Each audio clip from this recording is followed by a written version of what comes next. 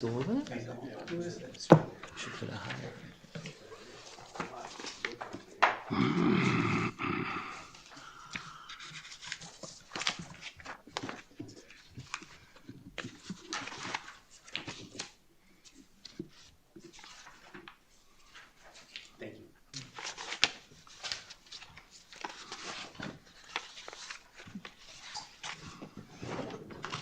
Thank you. Who is this? Can you dial into on the phone? I'm going to dial it right now. Okay. I was waiting for the time. All right. Oh, whoop, that's the wrong one. No. There we go. Okay. Oh, I have to do 99, huh? Yep, 99. 991. I haven't done it for a while.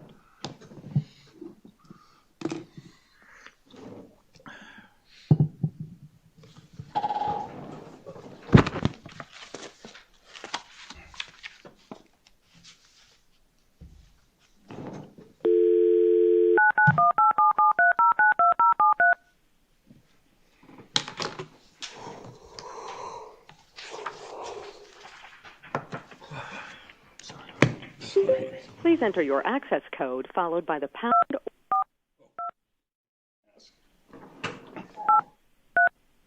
I just finished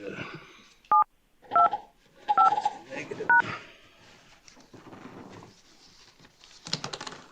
To enable audio controls, please enter your audio PIN followed by the pound or hash sign. If you do not have a PIN, just press pound or hash. This conference will now be recorded. Okay, thank you. All right, so it is 7:01 p.m. We'll call the August meeting of the Spencer Finance Committee to order. Welcome, everyone. This meeting will be held in person. However, members may opt to participate remotely per updated guidance. For this meeting, should any member choose to participate remotely, all votes will be taken by roll call in accordance with Regulation 940, CMR 29.10 of the Open Meeting Law. And we do have two members participating remotely. Virginia Davidson and Nancy Tame are participating remotely.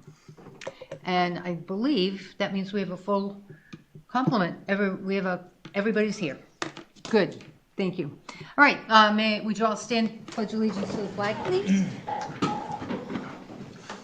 I pledge allegiance to the flag of the United States of America and to the republic for which it stands, one nation, under God, indivisible, with liberty and justice for all. Thanks. All right, so before we get started, we have a new member, and I'd like to introduce everyone to the new member, Jonathan Viner. And so also because it's the beginning of the year, perhaps we could just go through and say and introduce yourselves so everyone on TV will know who it is. And Nancy and Virginia are on the cameras. So Jonathan is first. Chris Woodbury. Charlie O'Connor. Paul McLaughlin. Mary Brainey. Bill Wall. Oh, Jeff Bridges, I'm the town administrator. Ed Spurl. And Chris Bowe. Great, thanks, everybody. We have the minutes. Oh, and Nancy's on, Nancy Tame's on the camera there, so you can. Hi, Nancy Tame. Thanks, Nancy. So we have, I sent you the minutes of the April 12th, 2022 and May 5th, 2022 meetings in the August 8th, 2022 joint meeting with the Board of Selectmen. So I would ask for a motion to approve those, please. Move that we approve them all en bloc. I think it's the Thank you. Second? I'll say. Thanks, Chris. I have a question. Yep. Is it normal, or do we normally include a list of the documents that were used as part of the meeting in the minutes? What do you mean? What documents? transmittals that came in. Yeah. Like, so specifically, the reason I ask is, you know, I wasn't a member at this meeting, but this was the meeting where I provided information on the warrant article I submitted, and I would have thought I saw that list of documents. Doesn't it say that you, what did you, I'm sorry, did you actually hand something out? I emailed about half a dozen files. Okay, so, and everyone read them. And we can include them. I mean, we can include them in the files, but no, we don't usually. I mean, Yep, yeah, we I don't. mean, correct me if I'm wrong, anyone, I normally see that on the boards. Okay, so, I don't believe the Board of Selectmen do that. yeah, we haven't done it, but they're all available. We can certainly, if anybody wants them, we have. All right, we have a motion and a second. Any further comment? All right, all in favor, and it has to be a roll call vote. Virginia Davidson, Aye. Nancy Tame, Aye. Jonathan Viner, Abstain? okay, Chris Woodbury, Aye. Charlie O'Connor, Aye. Paul McLaughlin, Aye. Bill Wall, Aye. Ed Sproul, Aye. Chris Bowen, Aye. and the chair votes aye. Thank you. 9 in favor, 1 abstention. Okay. Before we go, can we just update the minutes to reflect Mr. Viner's concern that those documents were handed out in the updated minutes? Sure. Okay, thank you. All right. Now we come to the committee reorganization for FY 2021, since this is our first, I'm sorry, that's FY 2022. No, it's 2023. Yikes. Since this is our, fantasy world.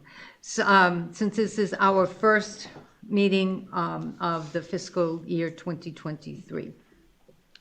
I will call for nominations of a nomination for the committee chair. Nominate Mary Brainey. Thank you. Is there a second? I'll second it. Thanks, Paul. Any additional nominations? I'll nominate Chris Woodbury. Okay, second? I'll second it. Okay, very good. Any additional nominations? Hearing none, we'll move on to a vote. The vote is Chris Woodbury or Mary Brainey. Jonathan Viner? Chris Woodbury. Okay, Chris? I gotta vote for myself, I'm on the spot. Okay, Charlie? Chris Woodbury. Okay, Paul McLaughlin? Mary Brainey. Bill Wall? Mary. Thank you. Ed? Mary. Thank you. Chris, Nancy Tame? Chris Woodbury. Thank you. Virginia? Mary Brainey. Thank you. And I vote for myself as well. So that is 4 for Chris and 6 for Mary Brainey. Thank you very much. Second, a nomination for vice chair. I recommend Chris Woodbury. Damn you. All right. Second? I'll second. All right. Any additional nominations? Okay. All in favor of Chris Woodbury? Again, roll call vote. Jonathan Viner?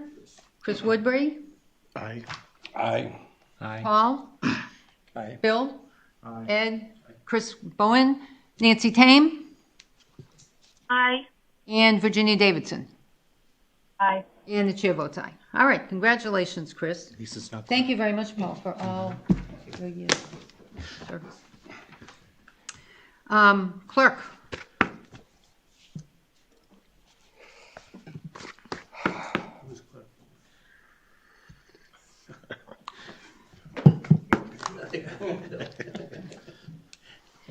Second?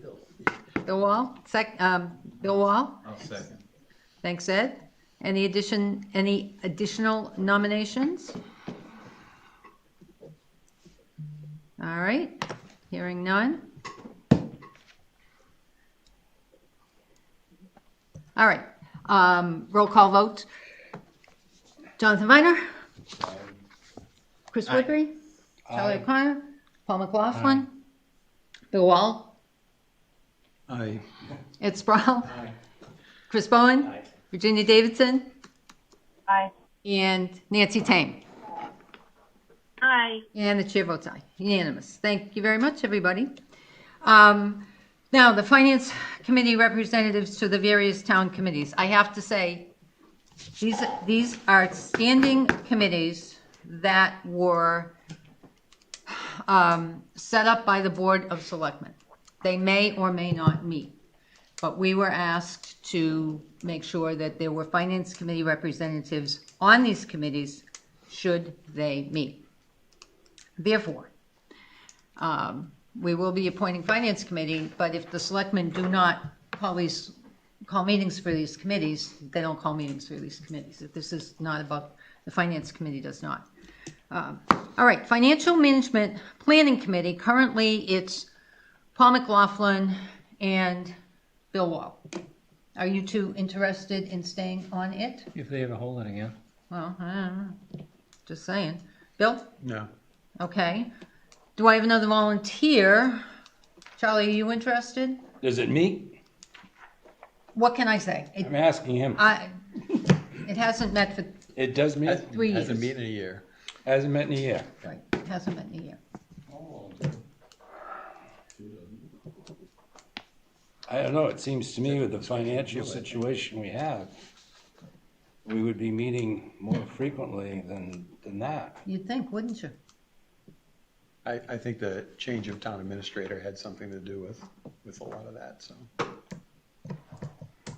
Well, before I answer your question, let me say that I was appointed almost a year ago. I looked up the records. Right. I know I'm right. To the Economic Development Committee. And at that time, the chair of the finance said, I'll make sure that they notify you of their upcoming meetings. In January, early February, I hadn't heard anything, so I asked the town administrator.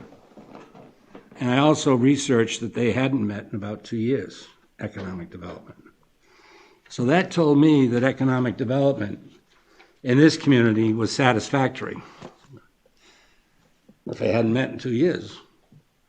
And at that time, I was under the impression that I would be notified of the upcoming meeting. I went until July, hadn't heard anything. So that's when I notified the town administrator that I'm done serving on a committee that doesn't meet. It's not like I need an extra line in the obituary. I'm out. So if this Financial Management Planning Committee does indeed meet, I'll be happy to serve. But for the life of me, when I go through the town that I've lived in now for 20 years, I can't imagine why economic development is not a higher priority and having meetings except every 2 years or thereabouts. So with that, I'd be happy to serve on financial management and hope that they meet. All right, and Mary, hello? Nancy, yes. Excuse me, Madam Chair. Can I just say that financial management seems, I don't really know what it does. Do they oversee something, or what is it that they actually do? You know, we had an audit of our town. We have an audit every year of the finances. And we found a rather significant deficiency in several areas. It was listed as one significant deficiency, but it covered several different instances.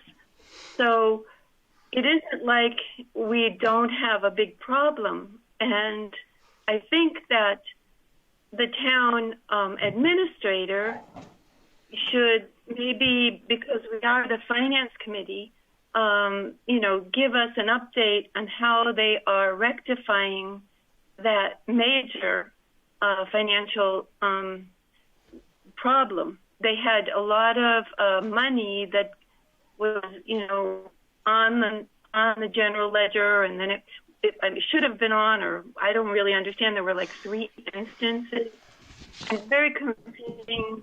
So if he could give us just a quick update now and again as to why, it happened and what he's done in the meantime. It may take a while. I think he said in the meeting on the audit that it may take a while to actually put new systems in place, deal with these errors that keep happening, because these errors showed up on several audits over the couple of years, 2 or 3 years, or maybe it was more.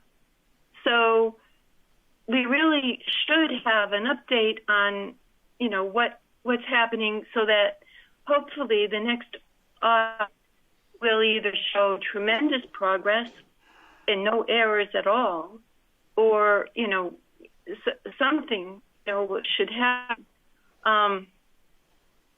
So anyway, I don't even know what the Financial Management Committee does, so I'd also like to know that. Thanks, Nancy. We, as I said at the beginning, these are committees, these are the Board of Selectmen committees that they've asked for Finance Committee representatives on. Can I address a couple things? Sure. In relation to the Economic Development Committee, we went through 3 planners in 2 years, and it's their responsibility to organize the Economic Development Committee, so I imagine that had something to do with their lack of meetings. So I've taken that role on in my office since the appointment of Lauren Trifoni, and we've met twice. And as I mentioned to you, when I looked at the roster of who was on the Economic Development Committee, you weren't on it. So I apologize if you didn't get notice of those 2 meetings. Now, we're short a quorum, so we anticipate ramping that back up over time. But I imagine the transition between planners and COVID probably had something to do with the economic development becoming not as frequently meeting as it had in the past. In relation to the audit, no money was missing. The biggest deficiency was the fact that we had a public works project that should have rebid for some change orders, but did not. That was the biggest deficiency. There were a handful of other ones, mostly related to the fact that we only have a 10-hour-a-week accountant. Although she's very good and does what she can, we have a 10-hour-a-week accountant. We have an old chart of accounts that needs to be updated. That will be the longest in terms of the fixes that have to take place. And until we have a full-time accountant, which we are now recruiting for, this is the first time in I don't know how many years it's been in the budget, and get that person settled in, will we complete the list of audit notes that's in that packet. Now, most of them have been corrected because there were certain, basically accounting issues, but just rest assured, all the money's been accounted for. There's no lack of funds anywhere, just a matter of accounting. And one bid practice in one public works project that exceeded the threshold for the total cumulative change orders allowed under law without rebidding. Was that last year? No, that was 3 years ago. 3 years ago? Okay, I think she's talking also about a previous planning board issue where the town planner was taking money out of account he shouldn't have without getting the proper authorization from the planning board. And then we had asked for a audit of that Right. account. And I wasn't here for that. Correct. But that no longer takes place, and to the best of my knowledge, it hasn't taken place since you did the audit. Right. And again, no money was Excuse missing. me? Excuse me? Can Yes. I explain what I mean? It isn't just the fact that, of course, I didn't think any money was missing. It's that, can you hear me? Yes. Yeah, okay. I didn't think there was money missing. I thought the auditor, when he gave his report, said there's weaknesses in our system that cause these errors to continue to happen. So the idea would be of course you rectified the error that took place, but what have we done going forward so that the systems, which he said were inefficient and error prone, are changed so that it's not inefficient and error prone. That's why I brought this up. And I just wondered, does a new account, maybe a new accountant takes care of all of that? I don't know, but anyway, that's my concern. Most of the errors had to do with putting the revenues or expenditures in accounts where they should have been elsewhere. Some of that was an unfamiliarity by the staff of where those were to go, and they were corrected immediately upon the auditor pointing that out. As I told the Board of Selectmen, until we have a full-time accountant and we fully update the chart of accounts, we're probably not going to resolve all those issues. And each year, you're probably going to have one or two minor corrections to be made by an auditor anyway. The biggest deficiency, again, was on a bidding practice on a project 3 years ago, which hasn't been repeated since. But I understand your concern. Mary? Yes. Through the chair, would it be possible to get that, Jeff, in writing, that a synopsis of what the auditors found and your response? Not the detail, but just the overall hit that the auditors brought forward and how you're responding to it, including the full-time accountant. So we have it on the record. Well, that was provided to the Board of Selectmen on the record. I understand. Is that possible to get that copy to the Finance Board? Sure, it's a public document. It's the accountant's response to the management letter. And I would move for that report, Madam Chair. Certainly. Let me just.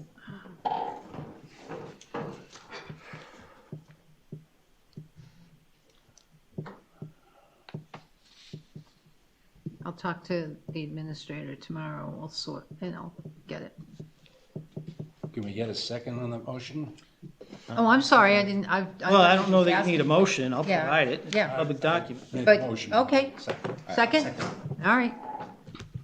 A motion to provide the audit report and commentary on it? It can be a synopsis by the administrator and a synopsis of the response. I'm not looking for each detail. However is easier for him. We already have a prepared Fine, I'll accept it. response to the management letter. Okay, so we have a motion and a second. Ready for a vote. Jonathan? Aye. Chris? Aye. Woodbury? Charlie? Aye. Paul? Bill? Ed? Chris Bowen?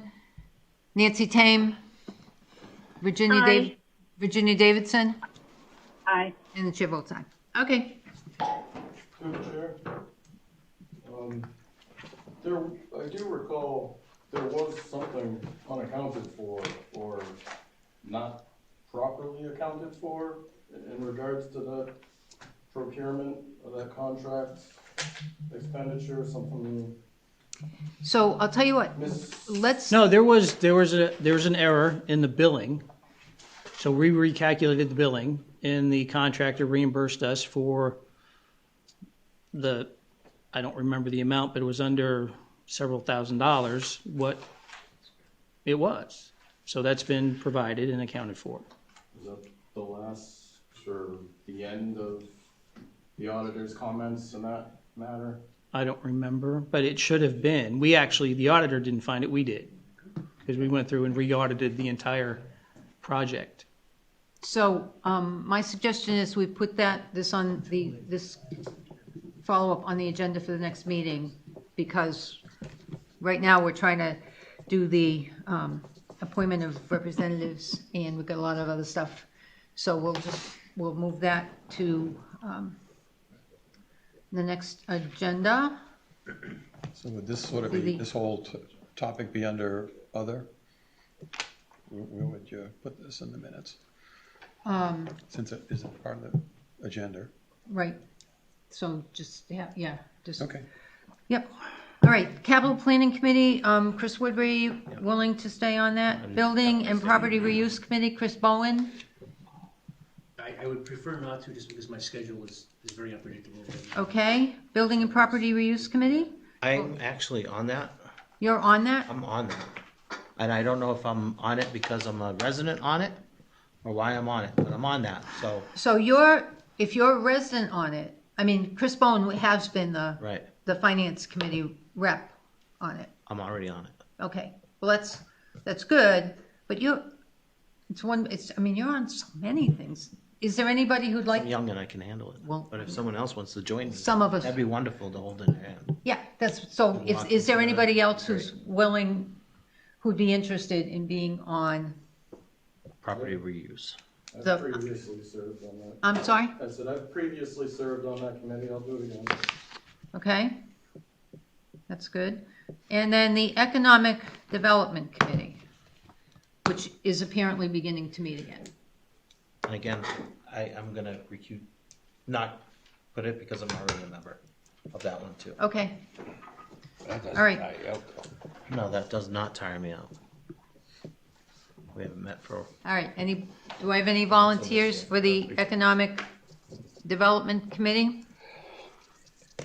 sometimes we have donuts and muffins. I'm just putting it out there, guys. Not since I've been here. No, but we used to have them on Saturday mornings, that's why. Yeah, and we're not meeting on Saturday mornings. We have all come to that agreement. All right, Nancy or Virginia, either one of you interested?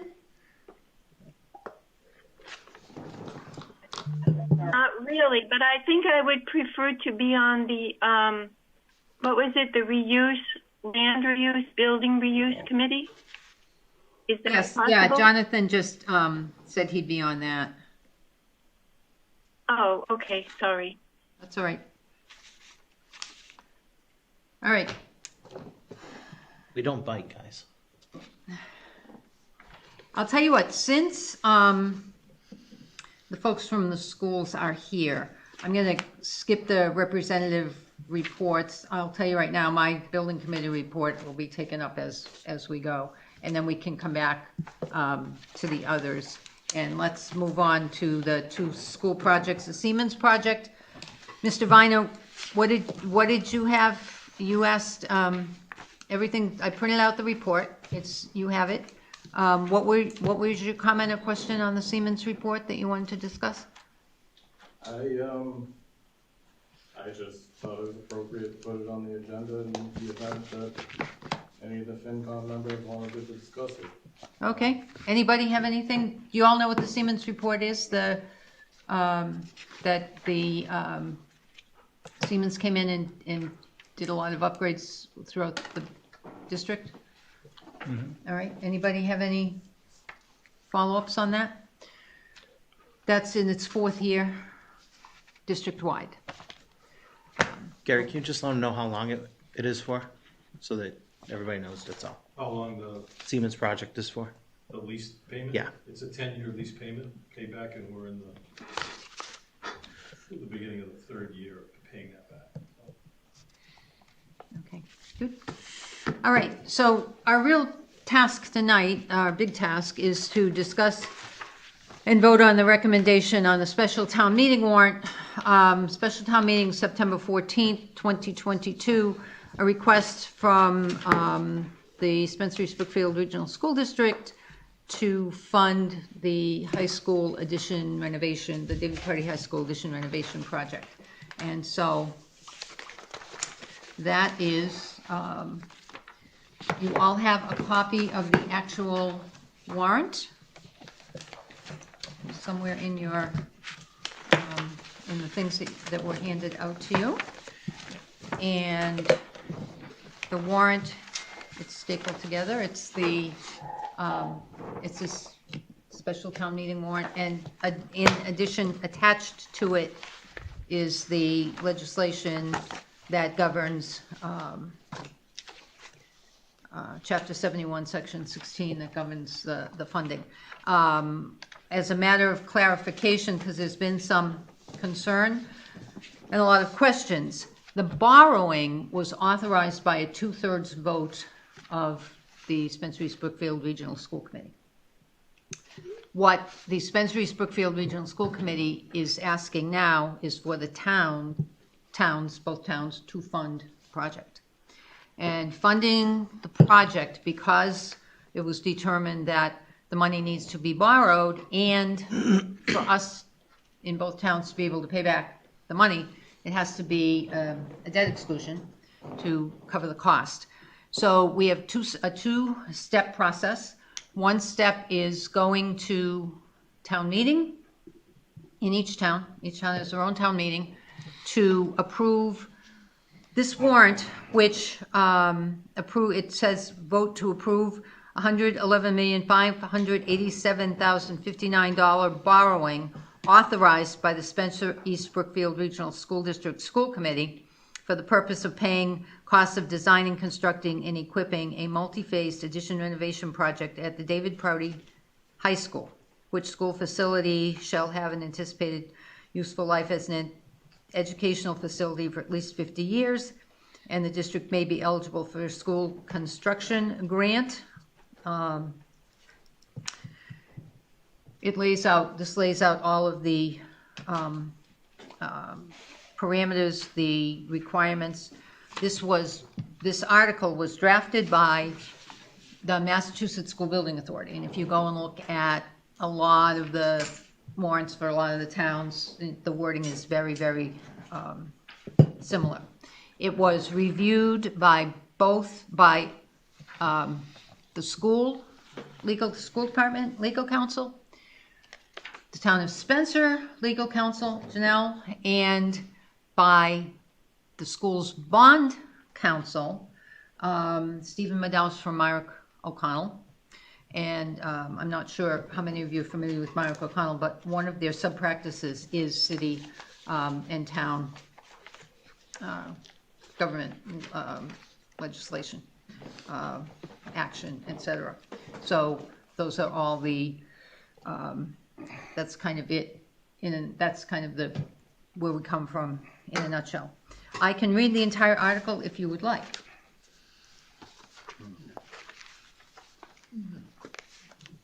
Well, not here and read the article. So, all right. So, the other part of the approval is after, and in our case, we're going to town meeting first, although nothing is set about which has to come first.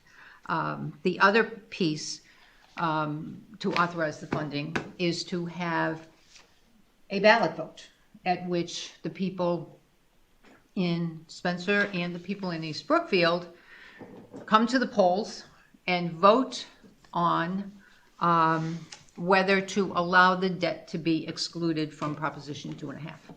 Now, this article that we have specifically says that if we authorize the borrowing at town meeting, the school department may not borrow the money unless the people in Spencer and East Brookfield go to the polls and vote to exclude it from Proposition 2.5. That's not required for all borrowing articles. You can borrow money without having a debt exclusion. But this one is specifically asking for a debt exclusion. And it says, the total maximum grant amount determined by MSBA, provided, however, that the approval of the district's borrowing under this article shall be subject to and contingent upon an affirmative vote of the town to exempt its allocable share of the amounts required for the payment of interest and principal on said borrowing from the limitations imposed on by Mass General Law 59, Section 21C, Proposition 2.5. So, the 3 steps. School committee had a 2/3 vote to authorize the borrowing. Next step. Spencer and East Brookfield need to go to town meeting to approve funding. Say, okay, we're gonna, yep, you approve borrowing, we approve the funding. And then the funding is contingent, we approve borrowing the money to fund the project.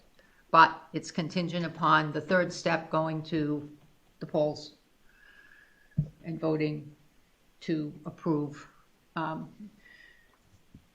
debt exclusion from Prop 2.5. So, what's the pleasure of the committee?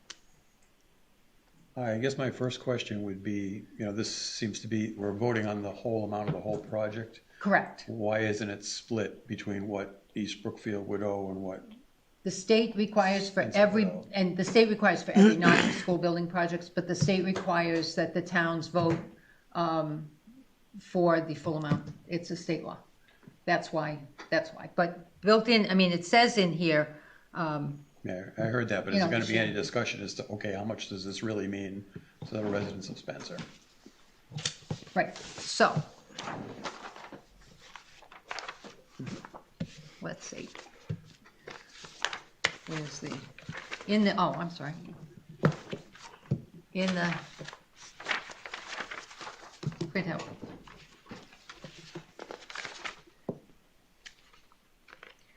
Of the slideshow.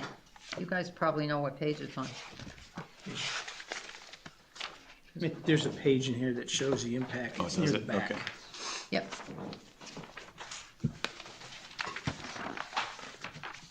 Yep. So the district share, the total project budget is 111.6 million. The maximum MSBA grant is 46.8 million. Okay.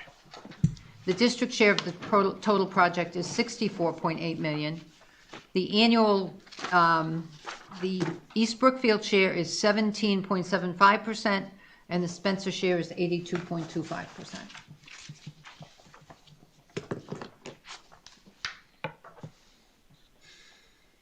That doesn't change if the enrollment change. Does it change if the enrollment changes? Changes every year.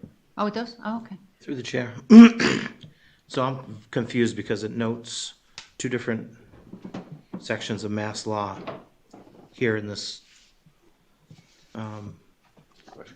question, the Yep. motion. So if you go to Mass General Laws, section 21C, under subsection, it looks like D, it says the local appointing authority may, by a 2/3 vote, submit two questions on the same ballot, provided that only one question shall specify an amount which is greater than 1/2 the reduction. This So is I'm quoting confused. 21C. The warrant article says But there's- 21C. Okay. All right, I just want to make sure that we're all on the same page. Subsection? Subsection, Or it's 21C D. I don't know. It's very confusing. It says there is no paragraph C, so it's paragraph D. So I'm just confused right from the. Do you see that? Do you have it See pulled what? up? Anyone? This is section 21C, but Right. then there's a paragraph F, and it says there is no paragraph C. Well, I'm just looking at this. It says MGL chapter 59, section 21C. I have it right here pulled Okay. up on my phone. All right. So that's where I'm at. But there's a paragraph D that says 2/3 vote. Does that not apply? Do those paragraphs in that subsection 21C? This has to do with the general election. It has nothing to do with the warrant article or town meeting. Okay. That 21C talks about that exclusion vote. Right, and the debt exclusion is at the polls. Just to make sure we get this right for the school system. Through the chair. I was under the understanding that there has to be a two-thirds vote by somebody in order to place the debt exclusion question on a ballot. If the town was borrowing the money, yes, but the town's not borrowing the money. The school district is. And that makes the relevant statute, rather than chapter 44, makes the relevant statute chapter 71, which is what's drafted in the warrant article. So now, borrowing and approval of a debt exclusion are two different actions. That's correct. Right. Mhm. So the intent of this article is to approve the district's borrowing Mhm. and also approve a debt exclusion to be placed on the ballot. Well, Yes or no? that's the net effect. It specifically doesn't reject, if you read the statute, this warrant article doesn't reject the borrowing of the district. However, it states any borrowing would be subject to a debt exclusion vote by the communities. So then, are you saying there'll be another article No. at some point in time to? No, it's bang bang, right? The statutes, we've already called for the election. Now, if the warrant article fails, the town The town, okay. or the district, somebody called for the election, right? So we have an election scheduled. Well, there is a difference there. I'm Right. sorry to interrupt you. I understand, Just- but both communities have scheduled a special election for the debt exclusion vote. Now, if this fails at town meeting, it's a moot point, right? Well, if we Because they're tied together. deliberately disapprove the borrowing, because that's the question that's Right. on the warrant. Right, Right. but even if you approve it, it's still subject to an affirmative vote by the electorate Right. at a ballot box. So I guess, what is the two-thirds vote that is putting this debt exclusion to the ballot? The school committee vote, because they are the borrowing authority. They voted it. They voted. Borrowing and debt exclusion are two different things. The debt exclusion is a municipal function. If you read the agreement between the towns of Spencer and East Brookfield, and that agreement states, let me get to that relevant section, because there's a section on the issuance of debt.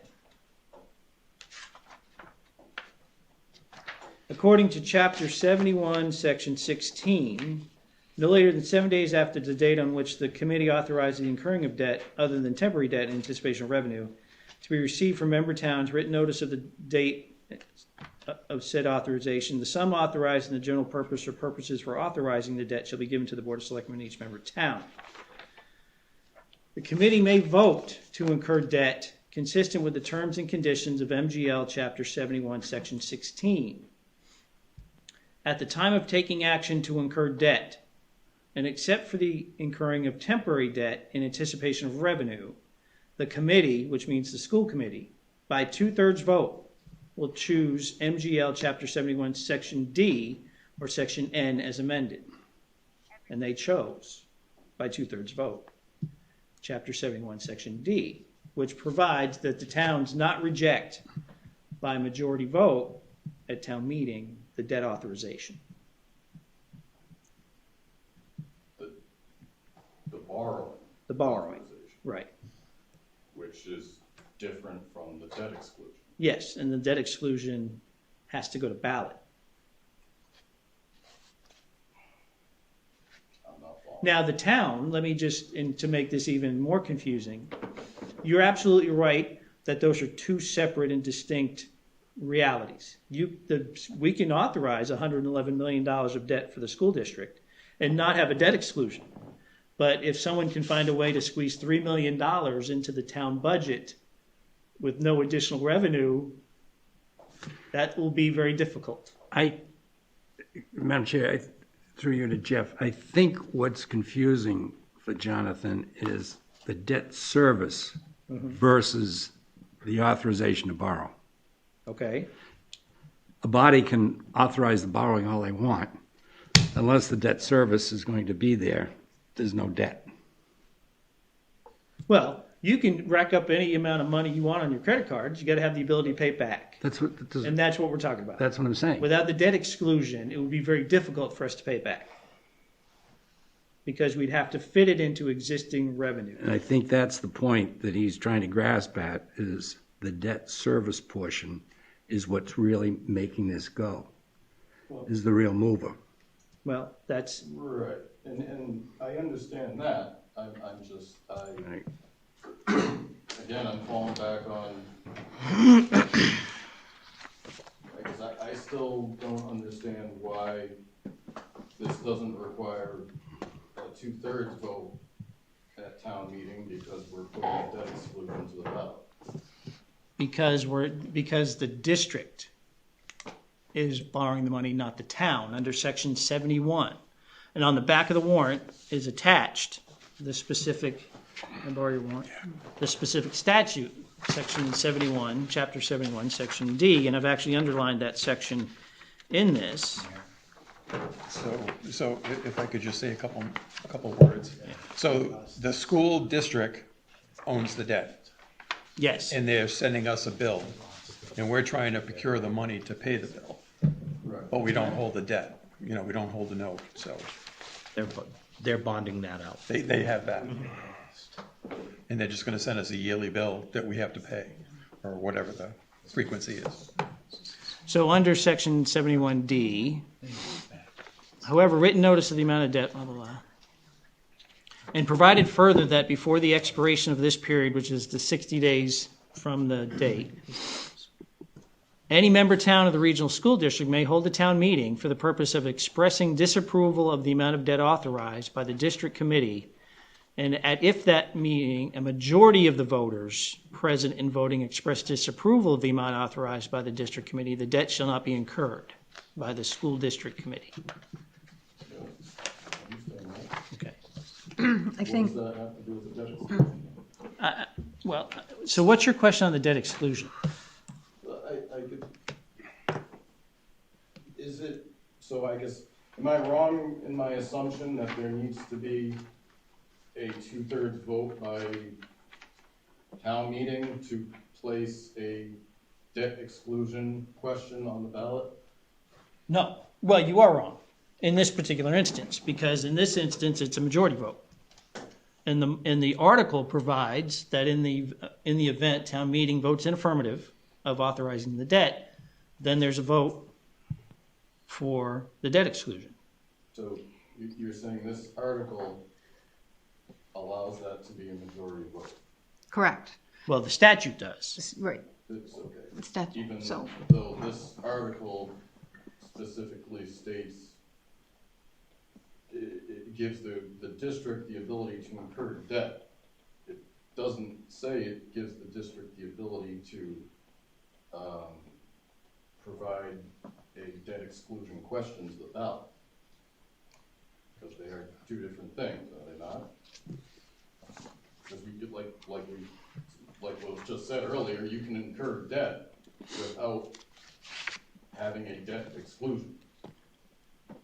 so the district is asking the towns to fund the project, all right? So they voted to incur the debt, and they're asking the towns now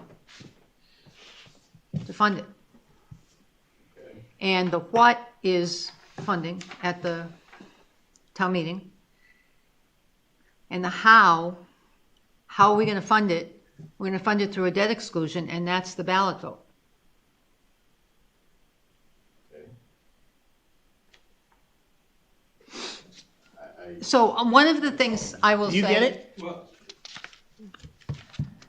can I give it a shot? Give it a shot. So the Warren article just gives the voters in each town the ability to approve or disapprove the vote that the school committee took to incur the debt.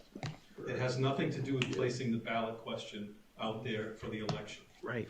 That is determined by the Board of Selectmen. Right. They're the ones that took the vote to put the ballot question on the ballot and make the funding contingent on the ballot question. So But- there's no overlap between the warrant article and the debt exclusion. The warrant article references the debt exclusion, but the selectmen actually took the vote to put that question on the ballot for the election because, as the administrator said, there's no way the town can pay for that debt without getting the debt exclusion. So if that is separate then from what we just heard from them, then the selectmen would have a second question to place, once approved, to place that onto No, ballot. the ballot's set. Ballot question's set. But a ballot question has to be approved by the townspeople. And they will get a They chance will. to vote on it, absolutely. They vote. On October 4th, they will vote on I the see ballot. what they're saying. I understand what Gary says. I see what you're saying, but I also see what he says about the 2/3 vote. When we did the town roads, it was That's a 2/3 town borrowing. Right, but the school doesn't have authorization to go out and increase taxes. The only one in this town that can do that is the voters. Which is And the only why, one who can put that question on is a vote by those voters. At a 2/3 is what he's saying, and you're saying that it's one thing. Easiest way to do this is we already built a district school, Knox Trail, correct?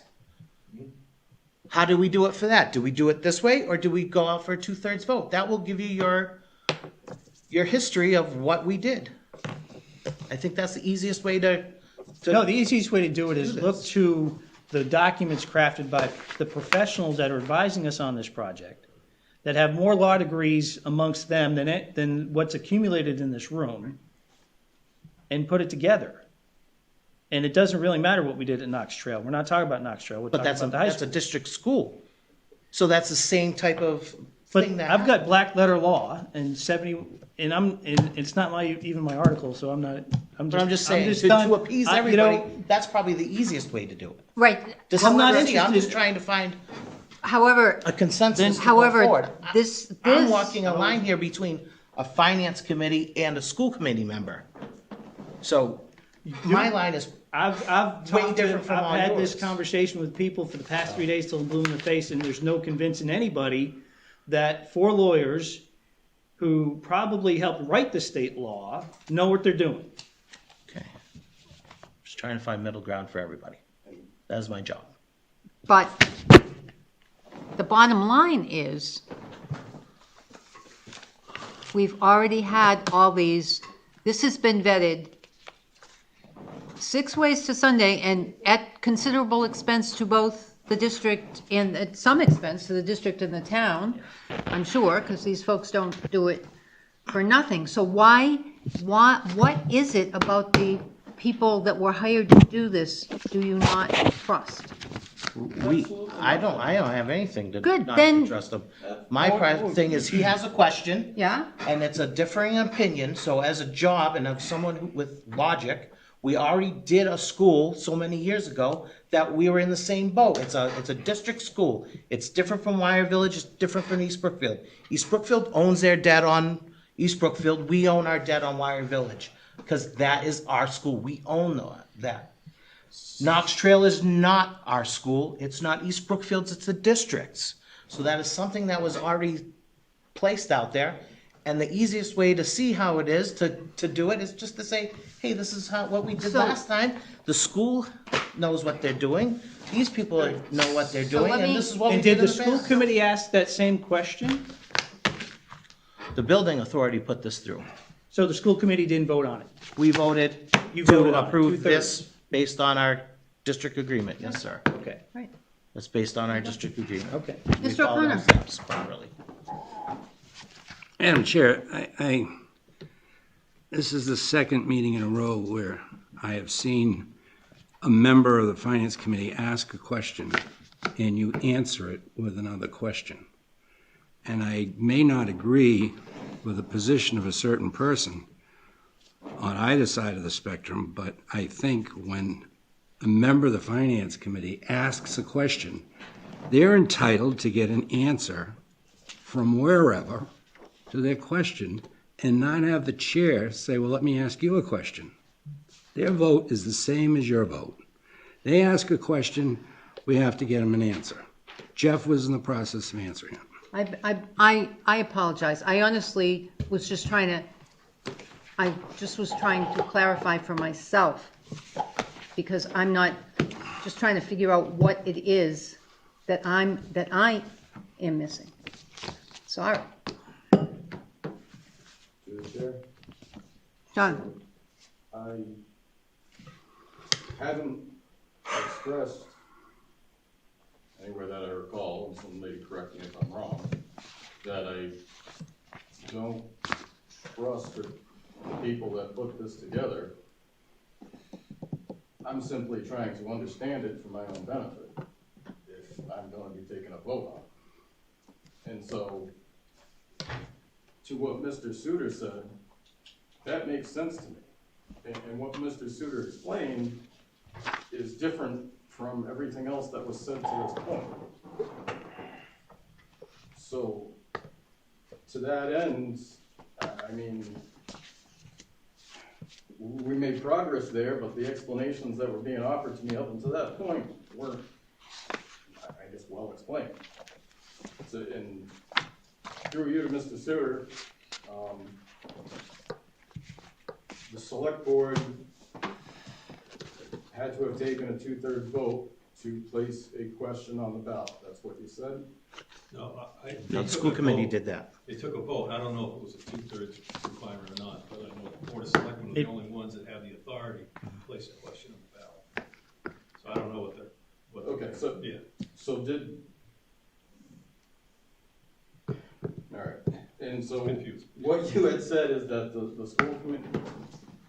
school committee authorized the borrowing, and that is the purpose of the article, is for the town to approve the borrowing that the school committee authorized. With a 2/3 vote. And with a 2/3 vote, but that separate from that, the select board had to have taken action to place a question on the ballot. Mhm. Is that? And so did the town of East Brookfield. Okay. They scheduled an election. So that action that the select board took, that doesn't specifically require something at town meeting as well? No. If it fails at town meeting, does it? No. I Just mean, you can vote still hold happen? you can still spend your day counting ballots, but it Yeah. doesn't mean anything. Yeah. So that's how we got a question on the ballot, is because the Spencer Select Board took action to place it there. Because we had to schedule the election. Right. But then that doesn't have anything to do with Chapter 71, Section 16. No, it has to do with chapter, where is it? MGL 59. MGL section 59, section 21C, which is Proposition 2.5. Okay. So I understand that. That's not what had been set up until this conversation, in fairness.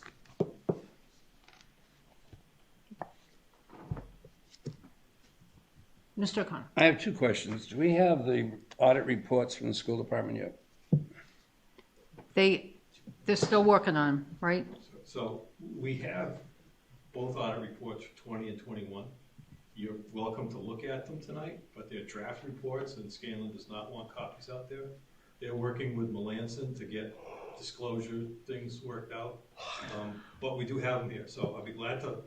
Is Melanson the forensic auditor? Melanson? No, they were our financial auditor. We had Okay. a lot of problems with. So 20, is it 20 and 21? Yes. So those 2 years are not yet public documents. Right. Next question is, could you explain to me, or to the committee, this physical autonomy that you sent out in an email? Oh, the regional schools? Yeah, maybe schools can help. Yes, so regional schools operate under a different set of rules and regulations than the municipal schools. They are autonomous entities. They don't belong, they're not town departments. They're their own, and technically, They're their own body they're their own politic. body, that's right, I know, they're their Yeah. own body politic. right. So And they don't have to come into budget hearings before finance and school committee, before select board. they come, But they don't have to. they do, that is correct. They do. Because with physical autonomy, they could just send you the bill. That's exactly right. That's exactly right.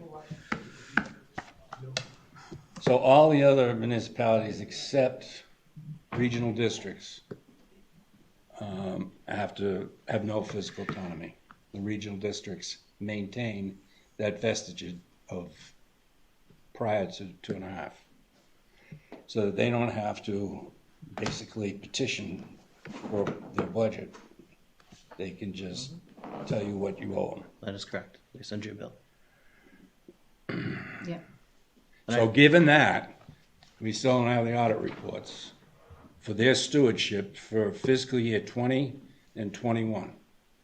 So their fiscal stewardship, there's no empirical data yet to support it. So the question I have, because I'm not clear on this, you have an overseer from the state. What kind of reports do they generate or look at, or what, are there reports that person generates, or do they just So go with the audit? So basically, I report to the fiscal, well, district reports to the overseer. But I Yep. provide all the financial data on at least a monthly basis, and at the end of the fiscal year, right now, it's kind of every other week. And then he gathers all my information and reports that to the Commissioner of Education. And so any transfers we make in school committee meetings have to be sent to him. He has to approve them, send them off to the Commissioner's office for their approval to make it all legal. Any contracts that we enter into over $25,000 have to be approved by the overseer and the Commissioner of Education. So basically, we report to him, I provide him the financial information. They'll sometimes have meetings with myself and people from DESE, and they'll ask questions of, why'd you do that, how'd you do this? And I have to explain it, and that's what it, but he also does get involved and look at the audit reports as well. But are there official reports that go to him that are public documents, or is that all internal working papers? I give him the same report that I give the school committee, the expenditure report on a monthly basis. And he gets that full report, so that's a public document. And most of the other information that I provide him depends on the time of year or the questions that he'll ask, and I'll provide him whatever information he's looking for. But they're not anything I would review with the school committee at a public meeting. Is it still Mark Abrams? Yes. I would, just my own opinion, I would suggest that any documents that are forwarded from the school committee or from the district to the agent for the state would be public Public documents. documents.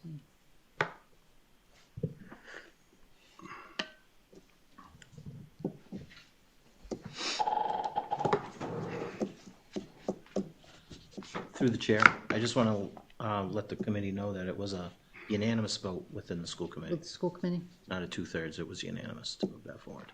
It was 3/3. Good to hear. Yeah. And I believe it was a unanimous vote by the selectmen to put it on the. I believe so. to put And their it- recommendation is To do have the town meeting as well? Yeah. Right? So we just need to fill in the blank for the Finance Committee's recommendation, Recommendation. and then we can post the warrant. I'm going to make a motion to refer to the school committee on this, since it's their article. The school district. Okay, I have a motion. Do I have a second? I'll second it, Madam Chair, for purposes of discussion. Thank you. Okay, so motion, sorry, I just want to write it.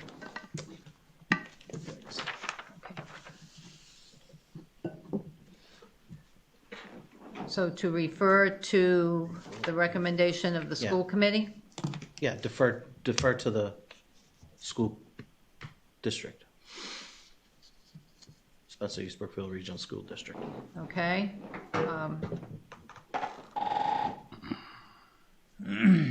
All right, So, Question. purposes of discussion. Ed? Question on the discussion. Does this in effect basically give the school board permission to appropriate money for the town? No. No. No, we're just deferring, so when we go, it says warrant article, finance, what's your approval, what's your disapproval? I think we're just gonna defer to the school committee. That's my thing, because it's theirs. It's no different from when, you know, someone brings up a ballot question or something on their own. I just think that they should have an option to present it to the voting public. Can I make another motion? So we have Or to. do we have to talk to that motion first? We or- can write and vote on that motion, and then if you have another motion to make. Okay. So is there any further discussion in referring the motion referring,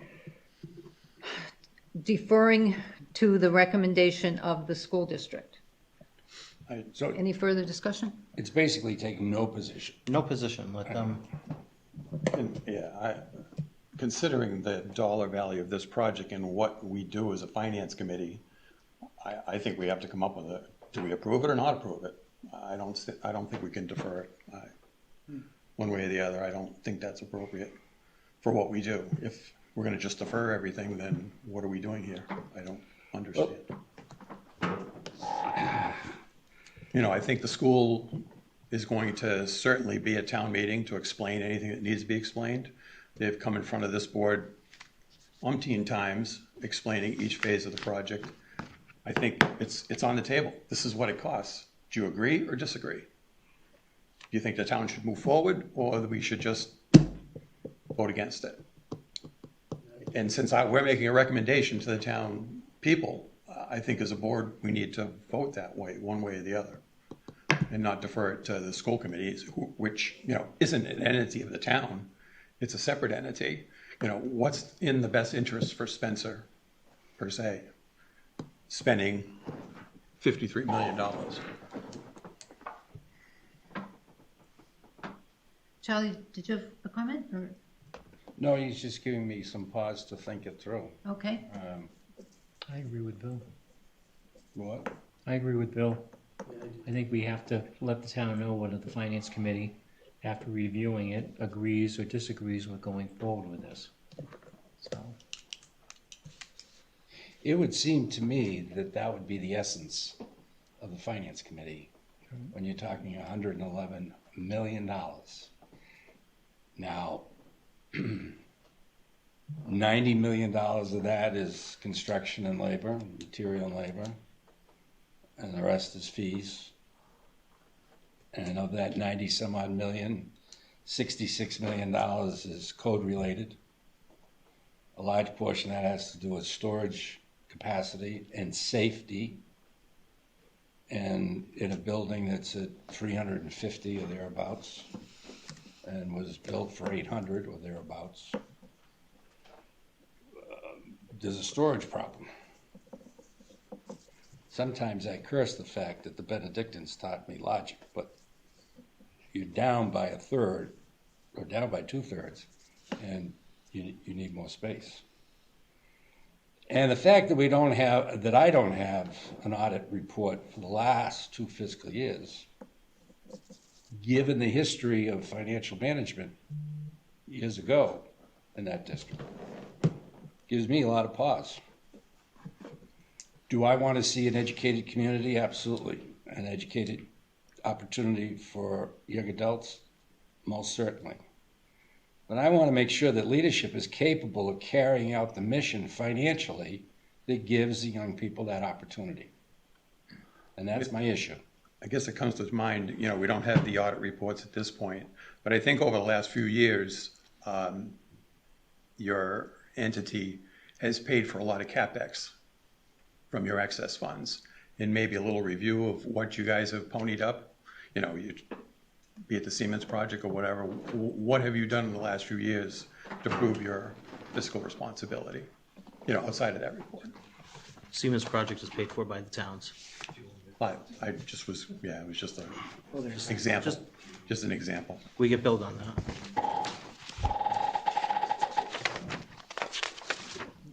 In a cursory manner, if I may, the district has covered the expenses of the communities for the Siemens project the last 2 fiscal years. We have absorbed that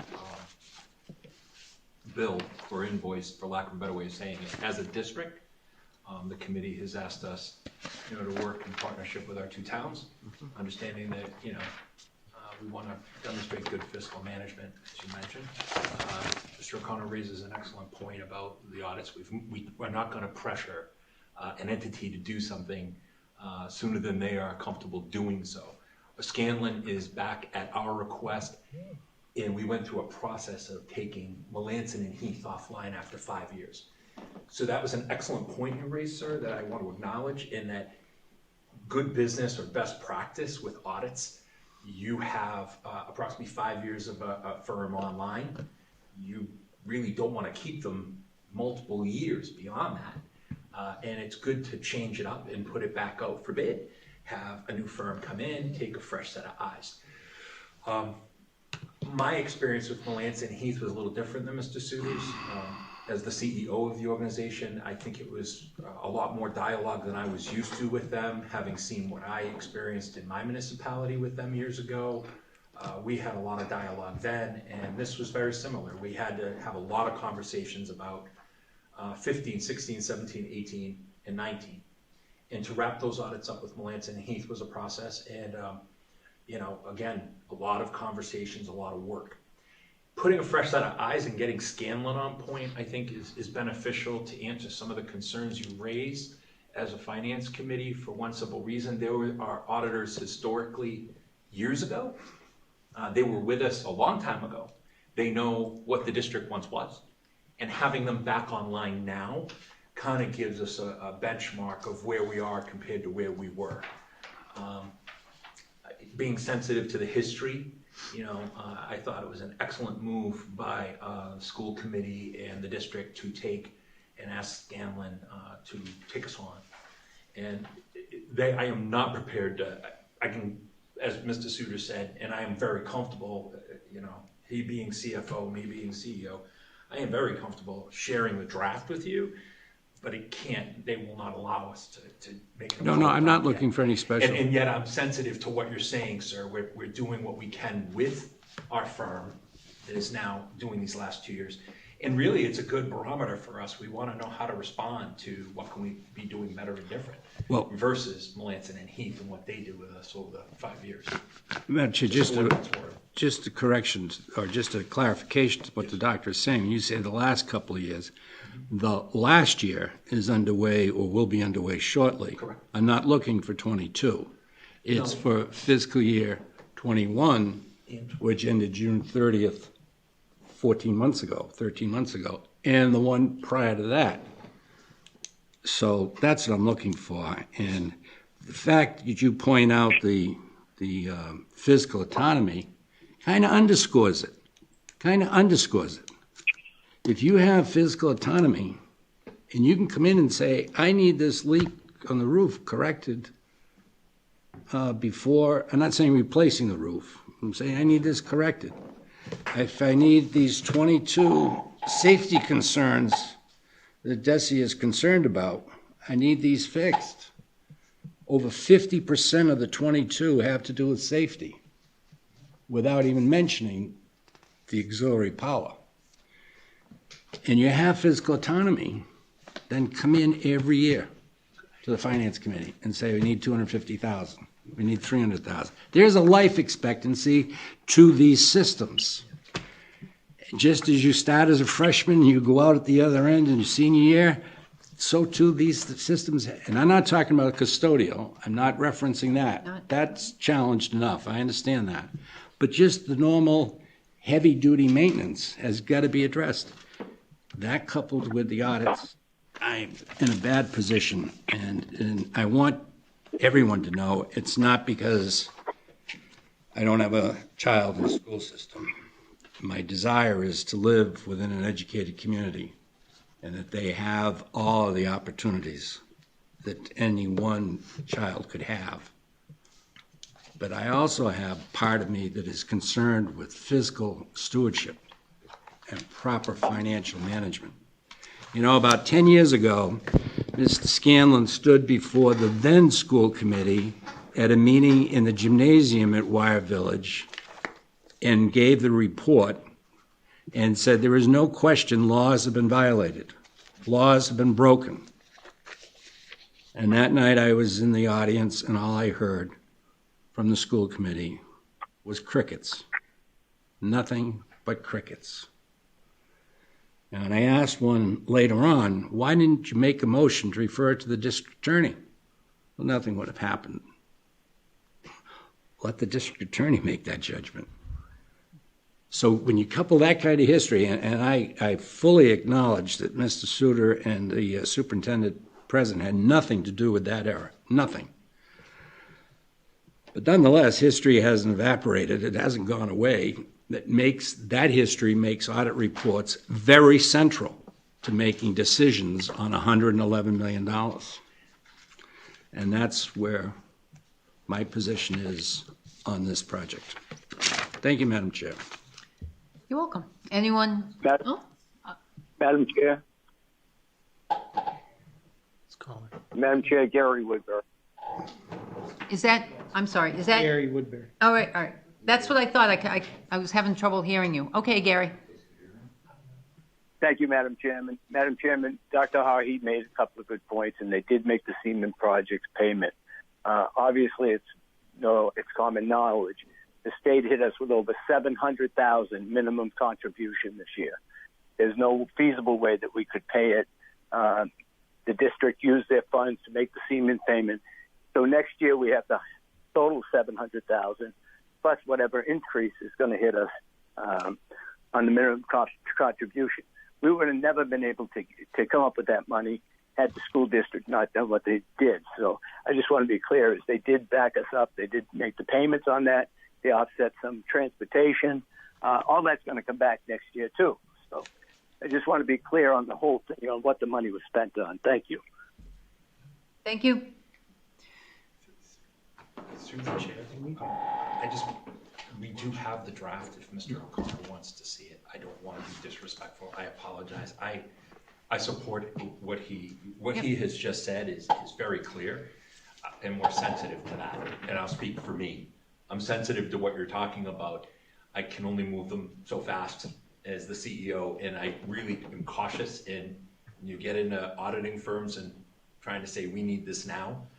I'd rather go slow and get it right than be fast and find out. No, I understand, and I fully appreciate that, and I appreciate your comments greatly. No, I do think they cast you in a bad position.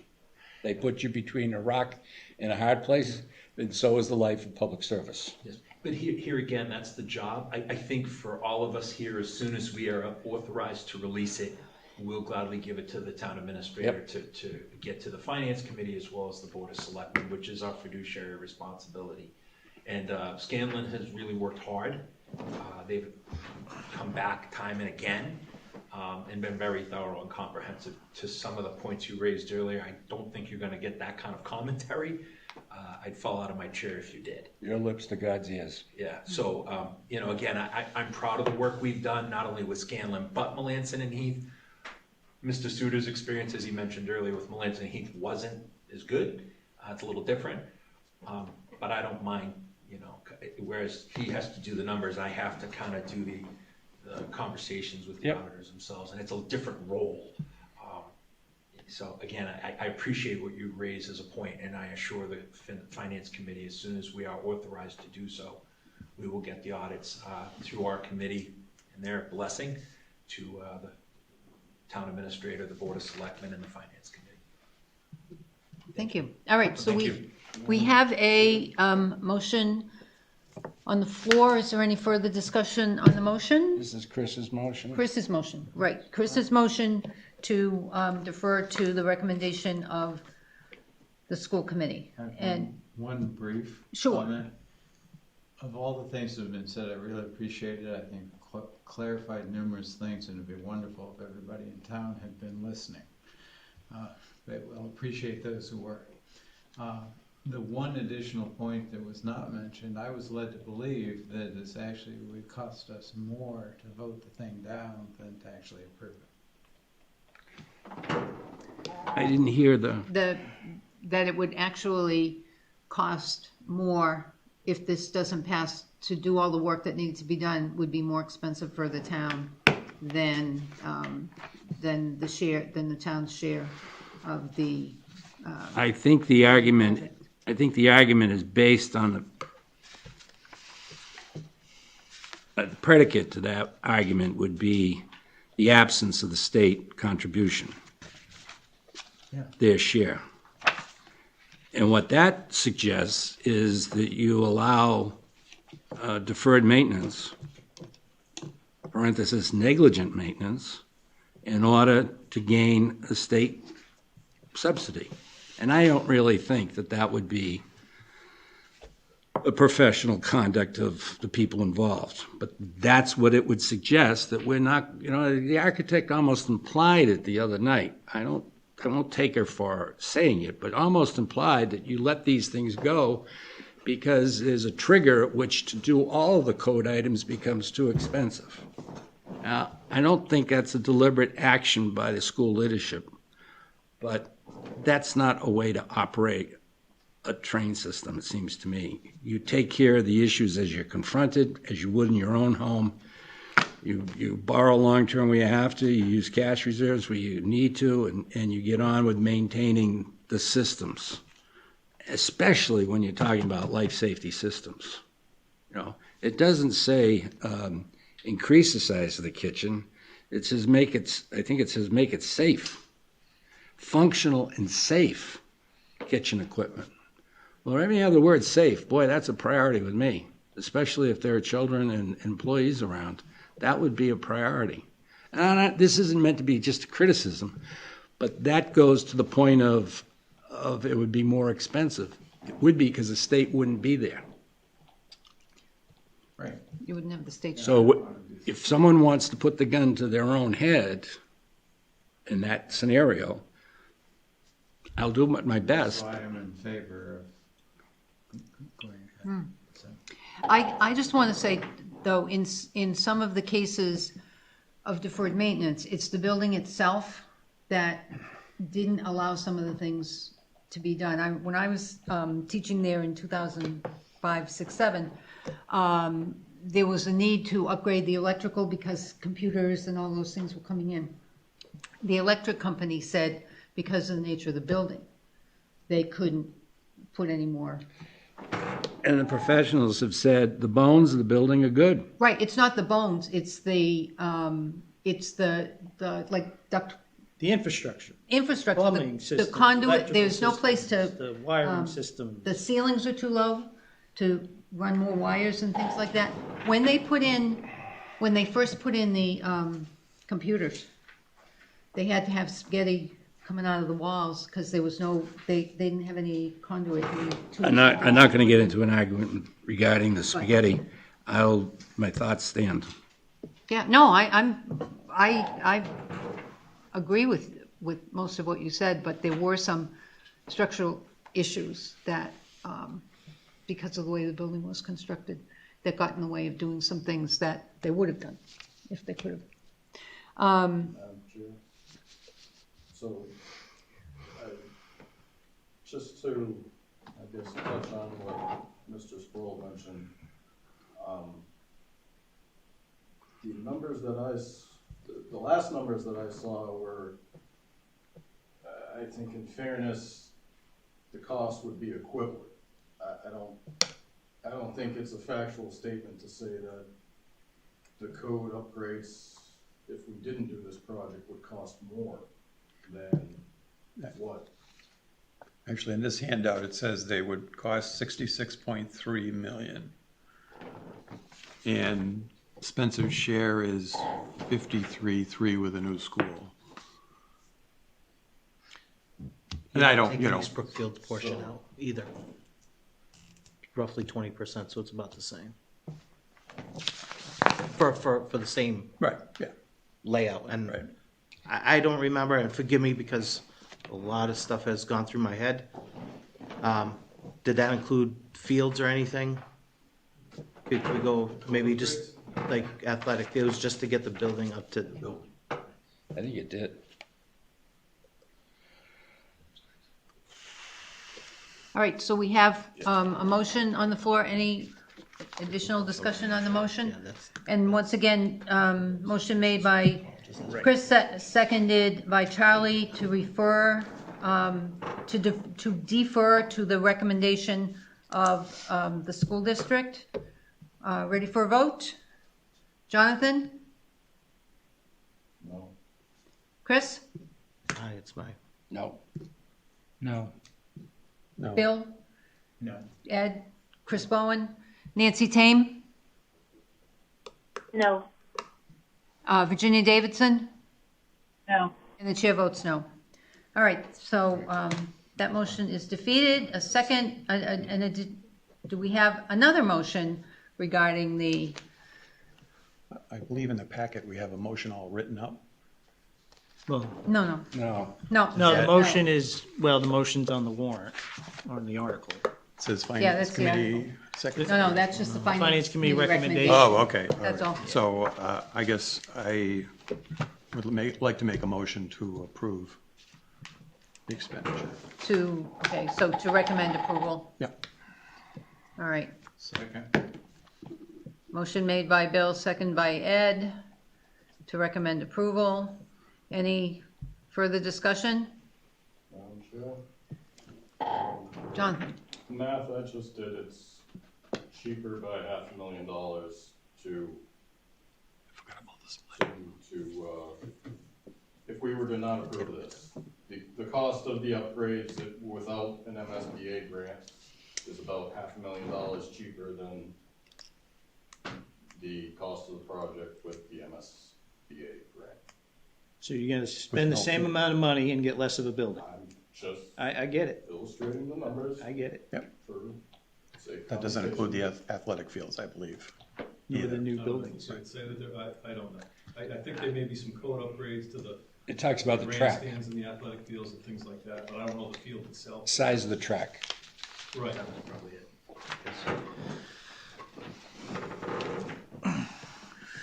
Through the chair.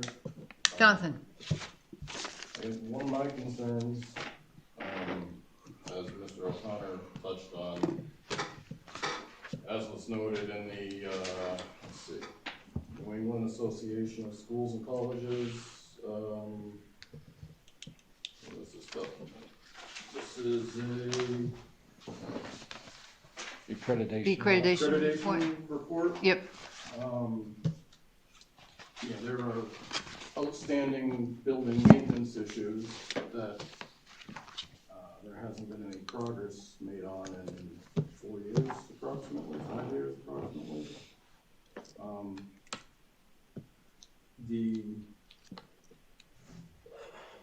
So the maintenance budget that's currently in place, I'm assuming has not been able to address these issues.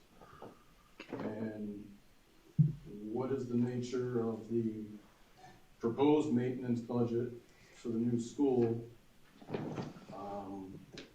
where new maintenance issues will be able to be addressed? I guess my concern is, it appears as if there hasn't been an adequate maintenance budget. And if we're just getting a bigger building that's gonna require more maintenance, that is gonna be a problem. Dr. Hahi or Mr. Singer would like to address that at all. So are you talking about ordinary maintenance, regular custodial work, or are you talking about the maintenance of the big ticket items? Keeping all the building systems functioning in the manner that they should. Not sweeping the floor. Yeah, not sweeping the floor. Yeah, I just wanted to be clear about that.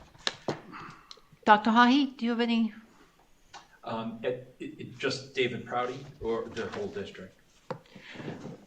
Well, Your pleasure. David Prouty, okay, I just want to make sure. So at last check, we had, over the last 4 years, probably going back to 2018 at my arrival, I estimate us to have approximately 1.9 million expended over that time in systems upgrades. Does that sound about right? Systems upgrades.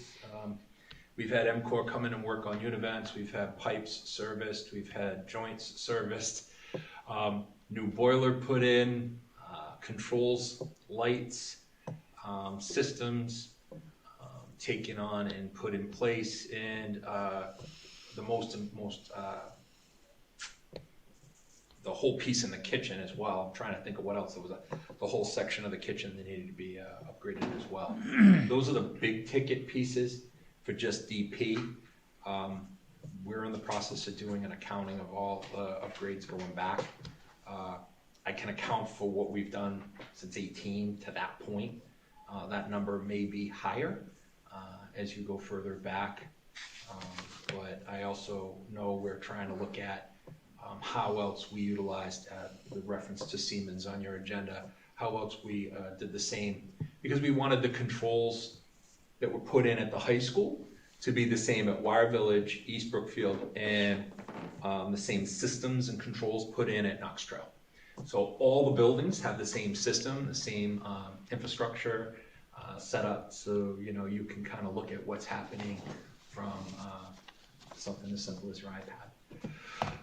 And for us, I think that kind of was something that was pretty important that the committee saw as essential, entering into the cost efficiencies as well with Siemens was also something that was rather attractive. There's approximately $4.2 million originally back in 18 that probably, when all spent, totals 1.9 across all buildings of the district.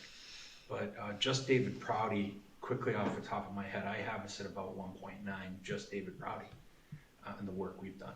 And that number might be a little higher or just a little lower, but approximately that's about what we've spent over that time for maintenance and servicing. MCOR, we've worked with other vendors, we've worked with, to the point about good bones, asbestos is not good bones. To abate asbestos just in the auditorium is an exorbitant number. From a finance committee seat, if I were in that seat, just asbestos alone, you talk about safety, health, and wellness, I'd be abating that building and getting serious about the project for that reason. Health and wellness, again, asbestos is not a healthy product. Lead paint, going back to the 60s when the building was brought online, not a healthy product. It lends itself to illness for children and adults. So it's time to kind of look at this in a thoughtful way and do the cost benefit analysis, which is what I'm hearing from the members tonight, and appreciate. But quickly, the answer to Mr. Viner through the chair. I haven't finished, I know we haven't finished that work, but it's not a small number for big ticket repairs. And what happened in February really set us back. We lost B and C roof, membranes had come apart, water literally was flushing through. If it weren't for the townspeople, fire, EMTs, police, doing a fire watch, we couldn't have kept buildings B and C open. As it is, we had 10 univents. After all the repairs had been made, we still had to move students around to make the schedule work and get the school reopened. Even although we had repaired some of the units, it just couldn't hold heat, and we struggled. Very glad when we got out of February and into March and some of the warmer weather. That was when I was definitely saying more than my fair share of prayers. And we didn't stay closed long, but we had to make those days up, if you recall. And, so that's the long and short of it. But 1.9 million is the approximate number at this time, Madam Chair. Thank you, sir. Do you anticipate having that same allocation going forward and an additional amount of money? Through the chair, just to make sure. So, I mean no disrespect, I truly don't want to disrespect the body. In my town, we're not allowed to talk, the audience, we're supposed to listen, so so long as you're okay me answering, I'm happy to answer. So long as you guys appropriate money, we'll use it to the best of our ability to keep the facility maintained. I think Mr. Woodbury, Gary Woodbury said it very well. The towns don't have an exorbitant amount of money, so it's incumbent on us to work together to be good stewards and be partnered in the work that we do when it comes to public education and providing a quality education to the kids. Mr. O'Connor. Can I just jump off what the superintendent said? When, you know, his point is, as long as the town's appropriate, we'll put the money to good use. That's based upon the district bringing in the plans for money, the priorities for money, the safety issues that are of concern to you that need to be addressed. There's got to be some sort of petition that comes into the town, to the select board, to the finance committee, in priority order of these issues, so that a vote could then be taken. But of the 22 identified issues regarding the probation from the New England Association of Schools and Colleges, 22, over 50% have to do with safety. Mold, asbestos, unsafe kitchen equipment. I freely admit I'm only on this board 1 year, but I would think you'd come in and say, we got to shut down for the month of June, July, or whatever, in order to do some sort of abatement of some of these issues, and I need X amount of money to do it, so that you're not in the position of $111 million. You know, it just seems to me that, you know, there's a life expectancy to these things, and you try to extend it or replace the system so that it is safe, not with mold in it, not with asbestos. And lead paint and asbestos are both dangerous only if they're friable. But nonetheless, it's nice to eradicate those. I mean, I would want them eradicated too. Repair the leaky roof. Those things have you can predict when that's going to let go. Thank you. So Gary has his hand up too, so whichever one of you would like, go right ahead. Just to that point, we work with what we're given and appropriated. That said, I think that the building is talking to us. It's telling us it's lived its life and beyond its life, useful life. When you see pipes, you know, elbows, systems failing, you know, things inside letting go the way they are, that's not anything that any maintenance crew, or we can keep calling in repairs. That 1.9 didn't just happen. That's a lot of work over 4 years, and that's my fast math. I'm not even sure what the final number is going to look like. We haven't gone that deep yet. But to speak to your point, sir, I appreciate it. If I'm in your seat, I'm asking the same thing and doing the same thing. And having been in that seat, I have asked that same thing of my district when I was back home. What I would tell you is, you know, we've gotten 60 good years, or a little less, out of this building. And we're not going to get much more. We have an opportunity to, from an economic development standpoint, do something positive for our two communities, Spencer and East Brookfield, through our regional school district. That'll set the district up for the next 50 years, and that's the idea behind this project. And that's all I wanted to say. I didn't want to not provide him with that background. Thank you. And the MSBA require a maintenance plan? So they do. Yeah. And we have one.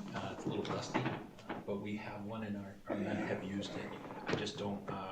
We have to have one for the project going forward with them.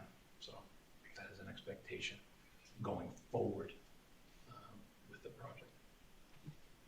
Did you have something else? Yeah, a couple things. So Jonathan Byner's question about a maintenance budget or a budget to maintain that building going forward. Yes, I had to put something together and submit it to MSBA before we were even accepted into the program to demonstrate, you know, to them that we understood that it was going to take more resources to maintain a new building All the systems internally are high-tech. Everything's different. There's more grounds to maintain. There's more infrastructure in the building that has to be maintained. So, and I think we talked about it at several meetings, that the budget will be higher to maintain that building. We will probably need at least another outdoor custodian and probably 1 or 2 indoor custodians to maintain the facility. But getting back to Mr. O'Connor's comments about safety, and they're all good comments, you're right. Safety has to be the priority. And we've taken that, and this is, we started before Dr. Hahi got here, but I can tell you that we have done a lot of that work. Now, have we done it all? No. And have we come to the town to ask for money? No. We've tried to manage our resources and do as much as we can, as often as we can, to chip away at those things. Some of those items on those lists, like one repair may require another repair. And to come and ask for a $2 or $3 or $4 million appropriation to replace all the windows in the building, I mean, at that point, it raises the discussion about, are we gonna keep putting money into a sinking ship? So the committee had discussions about that, about whether we should put forth large capital project requests of the town. But they thought, look at, you know, in 2011 and 12, the town was committed to a renovation and addition to the building. So we took that forward. Unfortunately, things happened in between. It got taken off the table, but when I got here, there was a superintendent here, and we put in a statement of interest to get back in the program. It was turned down. We did it again when Dr. Hahi got me. It was accepted. But I just want to let you know that since 2016, I'm just going to list out asbestos remediation. We've done a lot of work with asbestos because that's important. We got ceiling tiles, we've got floor tiles, but in 2016, we put $54,000 in the budget to just come in and do testing because you're required by law to do a 3-year inspection of the whole building, a 6-month inspection every, you know, to update it. So we did that. We did an asbestos project in 2016. It was $280,000 that we took a whole floor and did as much as we could. Again, the following year, we spent $94,000 on various asbestos projects throughout the building. We did security and phone upgrades in the building. Again, in 2018, $50,000 for asbestos. 2018, another $100,000 for asbestos. 2018, we did the A building, which was $315,000 for an asbestos abatement project. So we have tried to do as much as we can without coming back to the town. Because we've been in a position before where 2 years ago, we were literally arguing with the chairman of the selectmen about $35,000. He's like, we can't afford $35,000 more in your budget. You gotta cut it. So, and I get it, I grew up here, I understand. So we've tried to manage our resources and put as much of our resources back into the building to keep it going. And it's not so much that we were neglecting those items so that we could get a new project. We were trying to do what we could so that everybody would have an opportunity to decide for themselves if they want to put a lot of money into an old building, or do they want to put the same money and get, in effect, a buy one, get one free from the state, right? It's like they're going to give us $48 million, and then we'll have a building that's appropriately sized and designed for 21st century education. The building we have can be fixed, but the science labs are too small. You saw that on the presentation from the architects. Many of the classrooms and science labs are too small. The gym's too small. It just doesn't lend itself to the way. It's like if we tried to open up Grove Street School again. In its day, it was fine. And today, the building's probably got good bones, but it's not going to do anything for education for elementary school kids. It's all different.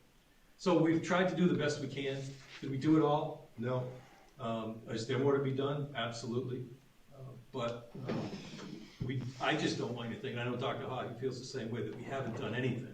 We've done a lot for safety, and we put asbestos at the top of the list. And then security systems and those sorts of things that we've done because there was none there. So we did a lot of that, and yeah, so we've addressed as much as we could. All right, we have a motion on the floor to recommend approval of the warrant article. Any further discussion? ready for a vote? Through the chair, Oh, yes, sir. to Mr. Suter. So, based upon everything I heard, is it fair to say that if the new school gets built, by the time it's online, the district will likely need more than the minimum contribution from the towns to have an adequate maintenance budget? That's difficult to answer, because as Chairman Woodbury explained earlier, the minimum amount that the town had to give the district this year went up by 8%. So if that, and the state's gonna continue to ramp that up because they want you to get to a certain point where you make your effort. So if that continues to rise, we may not need more than the minimum contribution because the state will be raising that minimum contribution enough to absorb what we need. We're actually looking at that now. We're doing a 3 to 5 year study on what we think the minimum contribution is going to look like and how much additional revenue that would give us. And we're looking at teacher salaries and some maintenance things as well. So it's hard to say if we would need more. I can tell you that the overseer, and Mrs. Brainy talked about this with me, she asked me this question, where do we stand with the overseer? The debt's been paid off, so technically we don't need the overseer, but the state has the ability to keep him here as long as they feel it's necessary. And this summer in particular, I've spent a lot of time on the phone with him, going over reports. And so the amount of money that we're required to spend on education, it's what we get from the two towns for the assessment and what we get from the state for Chapter 7. We have to spend at a minimum that amount of money on educational items. That's about $22 million. We've just closed the books and we're $40,000 over the required amount. That's pretty much like not a lot of money on a $22 million nut. So they're concerned of the viability of the district being able to hit that net school spending target every year. So that's why the minimum contributions are going up. That's why it's going to be important for the town to work with us so that we can plan ahead for those expenditures. But yes, we will need additional staffing in the budget to maintain the building, for contracts to maintain the infrastructure, those sorts of things. Not necessarily teaching staff, but unless enrollment goes up.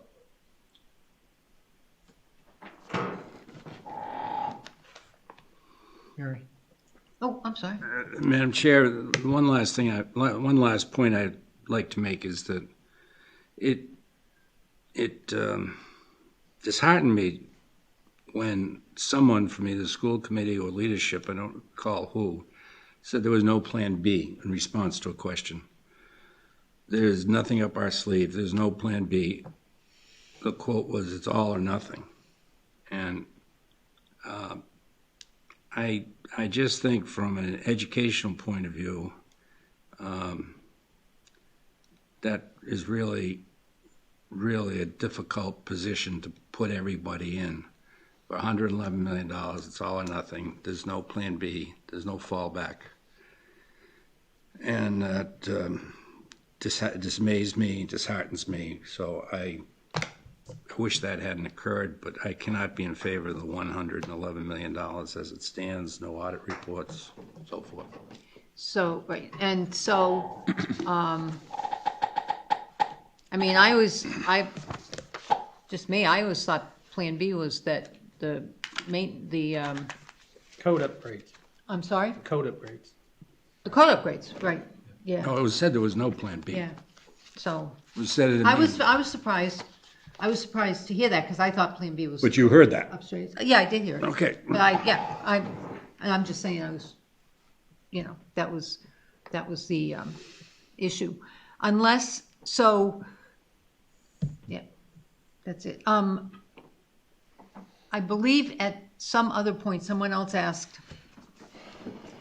if you could go back, and maybe this was in East Brookfield, if you could go back to the state and say, can we downsize the project? And I believe the answer is the state says, this is what it is, that you can't, if we go back and that you say, like, ooh, are you okay? I'm fine. Jeez, I thought it was a ricochet. I just wanted to break the tension in the room. Did I do it? Good job. Thank you. Good job. Right. Jesus. That the state does, as long as you didn't fall. That the state, that the way MSBA operates, they don't allow you to downsize the project. You have to get back in line at a different time. So that was somebody else, that's what somebody else asked at another meeting as well. Okay, we have a motion on the floor. Any additional questions, comments? Nancy and Virginia, anything else? I was just wondering, what the tax rate is going to be if this passes the debt exclusion. Right, so the $768 yep, on expenses, real estate taxes. I think you had an update. oh, okay, You want me to do it, Jim? sure. So at the meeting we had on Thursday, I had just gotten from our financial advisor, we use Unibank and Lynn Foster Welch. So I've been working with her, and back when we did the original estimate to get the $728 average increase to an average homeowner in Spencer, the market conditions were different. I asked her to update that so that when we go into town meeting. So anyway, we are now seeing a 3.9% borrowing rate. We were estimating 5% before. So the current project, the way it would be financed, we'd issued $13 million in debt to get the design and construction documents all put together. That would take us up to the bidding point. And then at that point, we would bond probably the remaining debt of $64 million. Well, $64 million would include the 13. We roll it into that. So we're only going to be borrowing the net amount of money for the project without the state's share, because the state will reimburse us as we submit invoices for construction. So we won't have to borrow that money. So anyway, to answer the question, the first several years of the project, it's about a $2.11 increase per thousand. And it's for the average taxpayer, the average homeowner, which I think is $280,000. It's about a $631 increase in annual taxes. That goes up to about $680 a year for the majority of it, and then it drops down at the end. So it did change favorably just because the interest rate in the bond market is sort of leveling off a little bit for municipality and municipal debt anyway. Okay, thank you. Is that good, Nancy? Is that what you wanted? Yeah, that brings the tax rate up to about $15.50 per thousand. Plus or Is minus. that what it is? Yeah. Okay, thank you. Okay. Anything else? Okay, ready for a vote on the motion to recommend approval of the funding of the, per the warrant article. Roll call vote. Jonathan? No. Chris? Abstain. Charlie? No. Approve. I'm sorry, Paul? Bill? Approve. Ed? Approve. Chris Bowen? Nancy Tame? Yes? Okay. Virginia?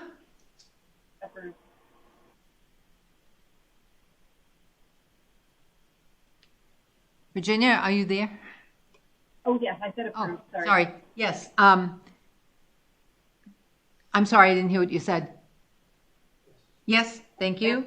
And the chair votes to approve. So we have 2 noes, 1 abstention, and 1, 2, 3, 4, 5, 6, 7. 7 yes. All right. So that's the blank you can fill in, Mr. Moderator. Mr. All right. Administrator. I mean, Mr. Administrator, I'm sorry. It's Days just- where he would wish he was the moderator. Nope, I'll never wish myself that job. And the moderator is, yeah. If I may, Madam Chair. Sure. Just as an aside, the Wire Village debt pays off in 2024.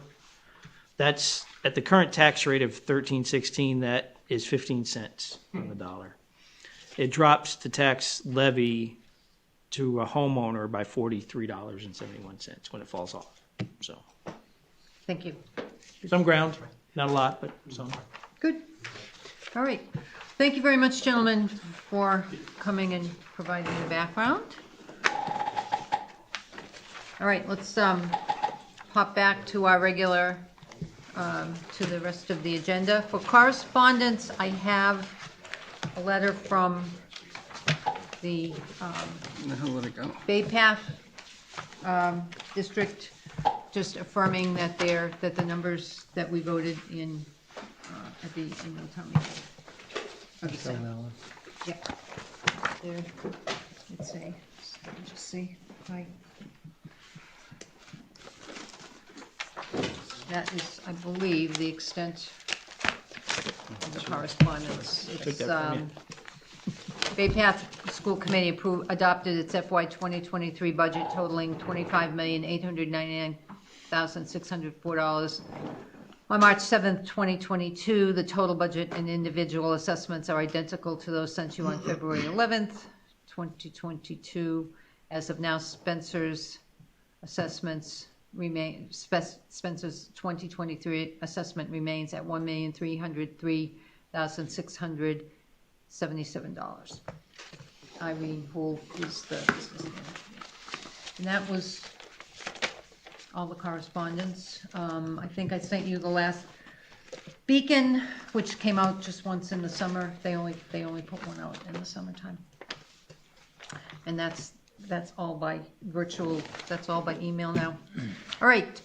Do we have any reports? The Financial Management Planning Committee has, and I put all these on just pro forma for the first meeting of the year. Ed, School Committee. I was pleasantly surprised. It's a slight increase that they were not expecting in enrollment, I noticed when they reported last time. And therefore, there's a slight increase in some of the staffing to help cover that. But right at the moment, the tone of the meeting seemed like a happy place. Thank you. And the Building Committee, as you know, it's, the next step is the 2 votes, the debt exclusion, the town meeting and the debt exclusion votes, and that's where the Building Committee's at. Yes. Were you eligible to vote on a recommendation since you're a member of the building committee? Sorry, honestly, I didn't think about that. I did not think about it. All right, Doesn't change the vote. Let's. What would be the objection to that? Curious. Is she on the Building Committee as a member of the Finance Committee? I was appointed by the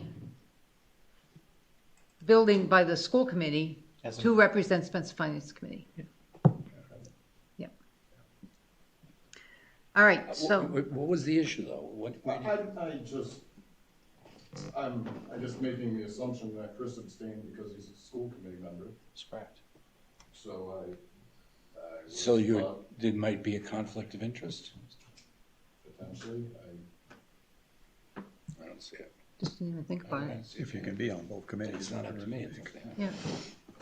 Small town. Okay, so Economic Development Committee so Charlie was never notified. I did give you a name. I don't doubt you. I have no idea. I had the conversation with you and with the TA. Yeah. So we suffer from lack of a quorum, so we're putting it back together. I think we need to have a conversation, given the environment we're in, meaning you can't connect to the sewer, on what economic development actually means for us. Now, we have a host of different plans and studies that we've spent a lot of money on, plans and studies, and we have to find a way to implement some of that in an environment of a scarcity of Funds. not funds. I think funds is always an issue, but in terms of how do we encourage redevelopment, particularly in the village area, when you can't connect to the sewer, right? Or you can't increase your allocation to the sewer unless you pay an exorbitant fee to do so. However, we do have other things that I would consider economic development to look at, like what brownfields do we have in town and how can we get those reutilized? What's on the tax title list and what's a good project and risk for us to assume? There's a property on the tax title list that's been there since 1974. You gotta be kidding. No. And I'll show you, it's got like 1 million tires on it. So those are the things I think, wait a minute, before you say anything. I didn't say the word. I didn't interrupt. I know, but you were leaning forward. Yes. Take it easy, Jim. No, it's fine. I just wanted to finish this thought. That's where I think the Economic Development Committee can really get into, and it's not, I think, the non-traditional economic development. How can we look at what the assets are in the community that are underutilized and how do we get those back to utilization? That's, I think, the focus of the committee. Should be. Was our focus before COVID. So. Yeah. Okay. Charlie. We have a piece of tax title property that's been on the tax title roll since 1974. Yes. 74, 78, somewhere in there. But the 70s, it had a 7 in it. Yeah. Mm-hmm. And that is under what department does that fall under? Treasure collector. That's what I thought. But I believe that there's been an intent to hold. I don't know that the town has wanted to assume that risk by foreclosure. I think those are the conversations we need to have. How do we... So it's not misfeasance? No, God, no. No, I didn't know. I'm sorry. No, I just think the town, how do you handle that kind of risk and what do you do with it if you do foreclose on it? And there's a number of those very similar. And not only does it lend itself to not having a usable piece of property, it's also what I would call phantom value in your levy capacity, right? Because you're still taxing it at whatever value you have set, but you're not going to collect on it. And I think there's like some ungodly sum of penalties, interest, and original taxes due from those parcels. So that to me is a strategy that we can look at, in addition to the brownfields that are in town. All right. Capital planning, you haven't. We haven't met. Yeah, met. And it's coming. Nancy, cable contract advisory, I know there was some conversation about reorganizing. Have you met? We haven't met again. Yeah, I got an email saying we were going to be reorganized and that, Aaron wasn't going to be the chair anymore. So I'm not sure who's the chair anymore, who calls the meetings, so we could have a meeting. But, and we didn't get all the answers from the cable company. We wanted to know about complaints, but they said they only track outages and not complaints and things like that. But we have 2 surveys that Aaron looked at, the past one and now he sent around, and then he sent out another one that we might use. And that's all I know right now. So I don't really know where it stands, to be honest. Jeff might have something to add. Yes. Cable committee requested the employment of a particular attorney to guide the committee. That attorney is now in contract with the town. Aaron and I will be visiting with that attorney and get kind of a roadmap for the rest of the negotiations with Spectrum. I will now take Aaron's place on the committee because Aaron is compensated by the cable funds. He can't serve as a voting member. So I'm replacing him as on the committee. So we have to schedule a conference call, Aaron and I, with the attorney so we can get a roadmap and then have the committee reconvene and move forward with the negotiations. Okay, thank you. I don't remember us voting on a lawyer. I could be wrong, but I don't remember us saying we needed a lawyer. I thought that this was fairly straightforward. There really isn't all that much we can really do. One of the questions is, would we engage in a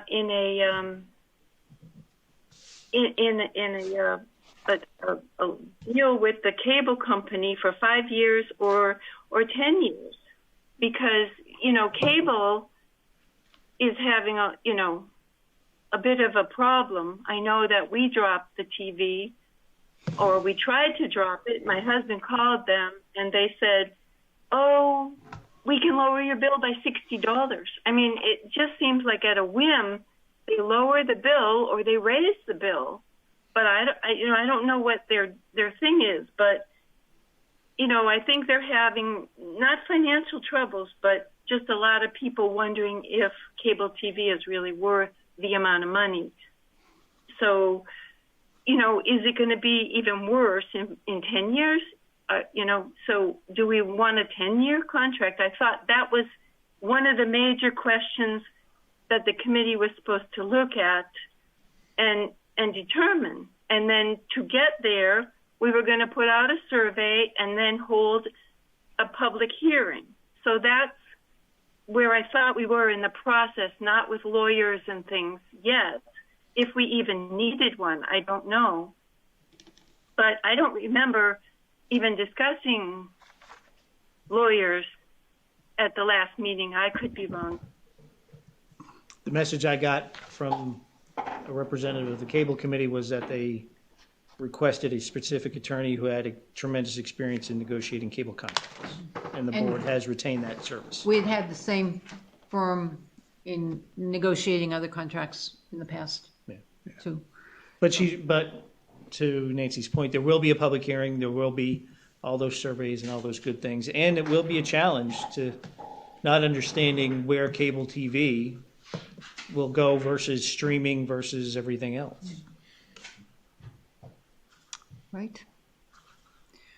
Okay, so let's see. I think that brings us to the end of the meeting. So I just want to point out the next regular Finance Committee meeting is scheduled for September 27th, which is the fourth Thursday in September.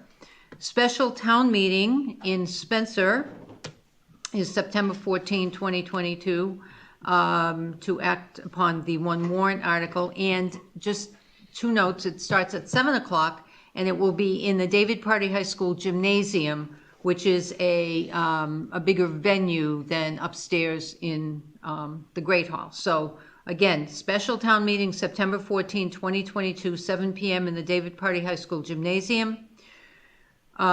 Just point of interest, East Brookfield is having theirs on September 13th, the night before. And the special town election is the same in both towns, October 4th, 2022, and the hours are 7 a.m. to 8 p.m. in the Spencer Town Hall. East Brookfield has their own on that same day, in those same hours. And I have on our agenda, November 10, 2022, the tentative fall special town meeting, but the selectmen did they vote it last night? Yes, to have ma'am. it on September 10th? So it's no longer tentative. The fall town meeting will be November 10, 2022 at 7 p.m. in the Great Hall upstairs. Mr. O'Connor. Madam Chair, a couple of housekeeping things before you adjourn. One, I wonder if we couldn't get a report at the next meeting regarding the infamous salt shed. I think that was, anyhow. Yeah. Let's put that on for September to get a report. I can give you where we are now, and then we can talk about it some more in September. I'd prefer a written report in September. I want to go home. Well, I don't know that we'll have a written report. Well, that would be my motion, and I would move the motion. All right, motion by Mr. O'Connor.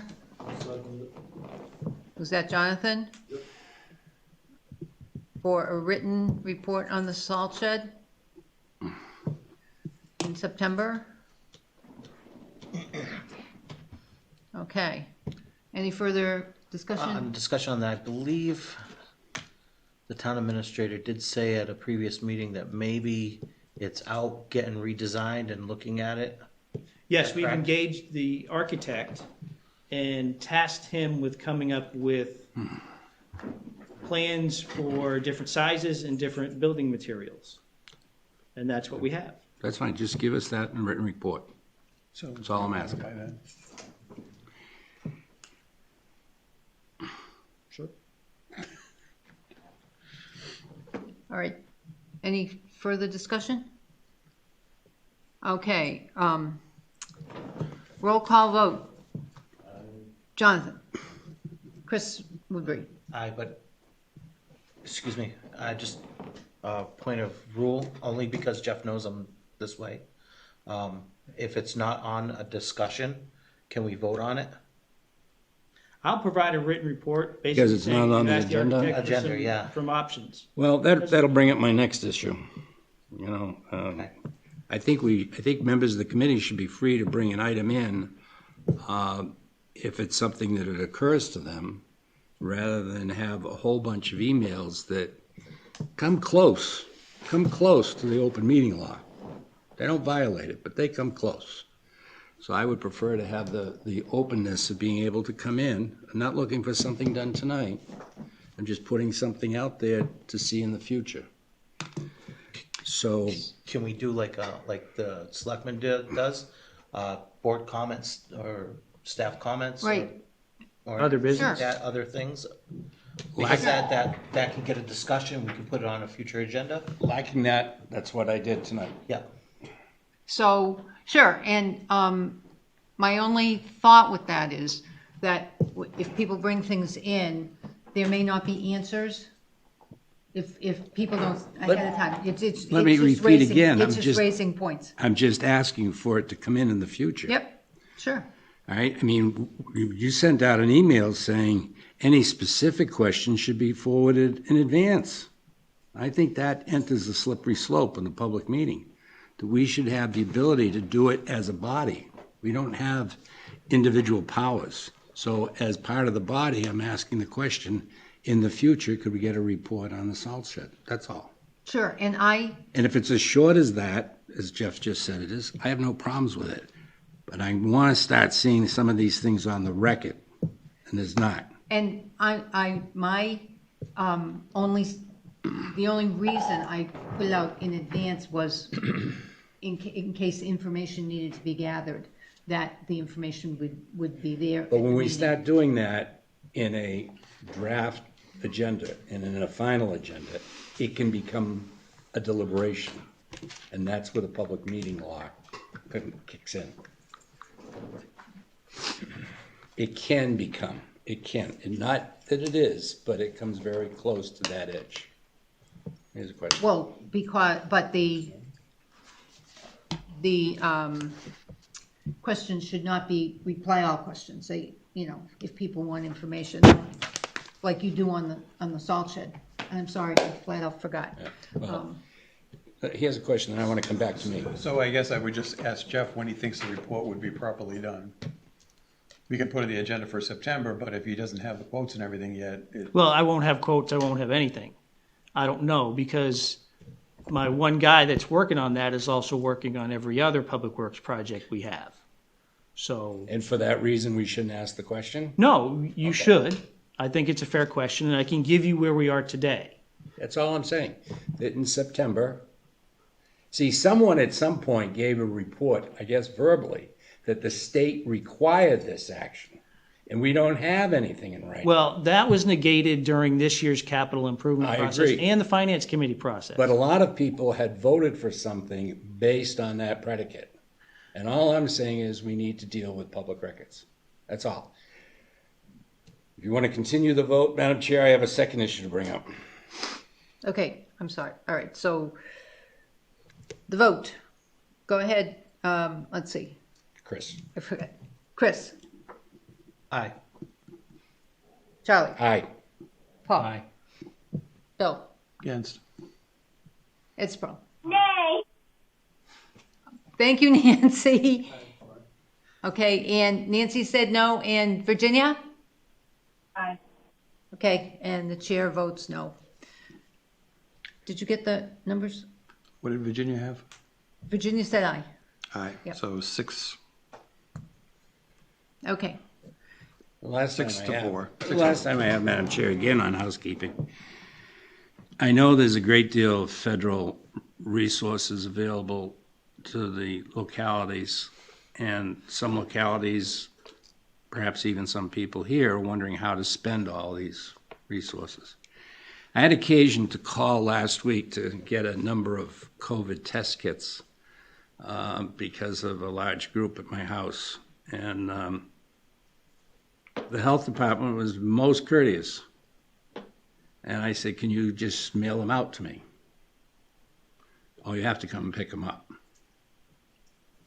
Now, if there's a question of having this large family gathering with COVID, why am I going to send some member of that suspect group into the town hall when 2 could be put in the mail for $1 if there's federal funds that are burning a hole someplace and mailed? We've done that with people who are suspected of COVID, and what we do is we put them in the bag. They let us know they're in their car, and we drop the bag at the door, and they come pick them up. So mailing is out of the question. No, but I think, let's put this in perspective a little bit. I have one employee in the health department, and they work Monday through Thursday, and in addition to all the other stuff they're doing, they're handing out test kits. If it's a live or die situation, we can probably mail them, but most people want them immediately. They don't want to go to the mail, and so we offer them at the door. All right, I try to keep it in perspective, but I accept and I respect your answer. But I do want you to know I did try to keep it in perspective of all those demands on their time. Thank you. Thank you.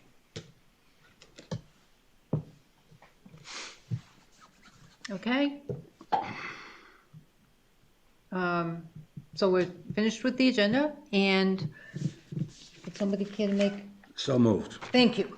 Motion to adjourn at 9:16. Second? Aye. Second by Paul. Roll call vote. Jonathan, Chris Woodbury, Suppose I'll say aye. Aye. Paul, Ed, Bill, Ed, Chris Bowen, Nancy Tame, and Virginia Davidson. Okay, thank you, everybody. Only 2 hours left. It's a wrap. I thought the meeting was 6.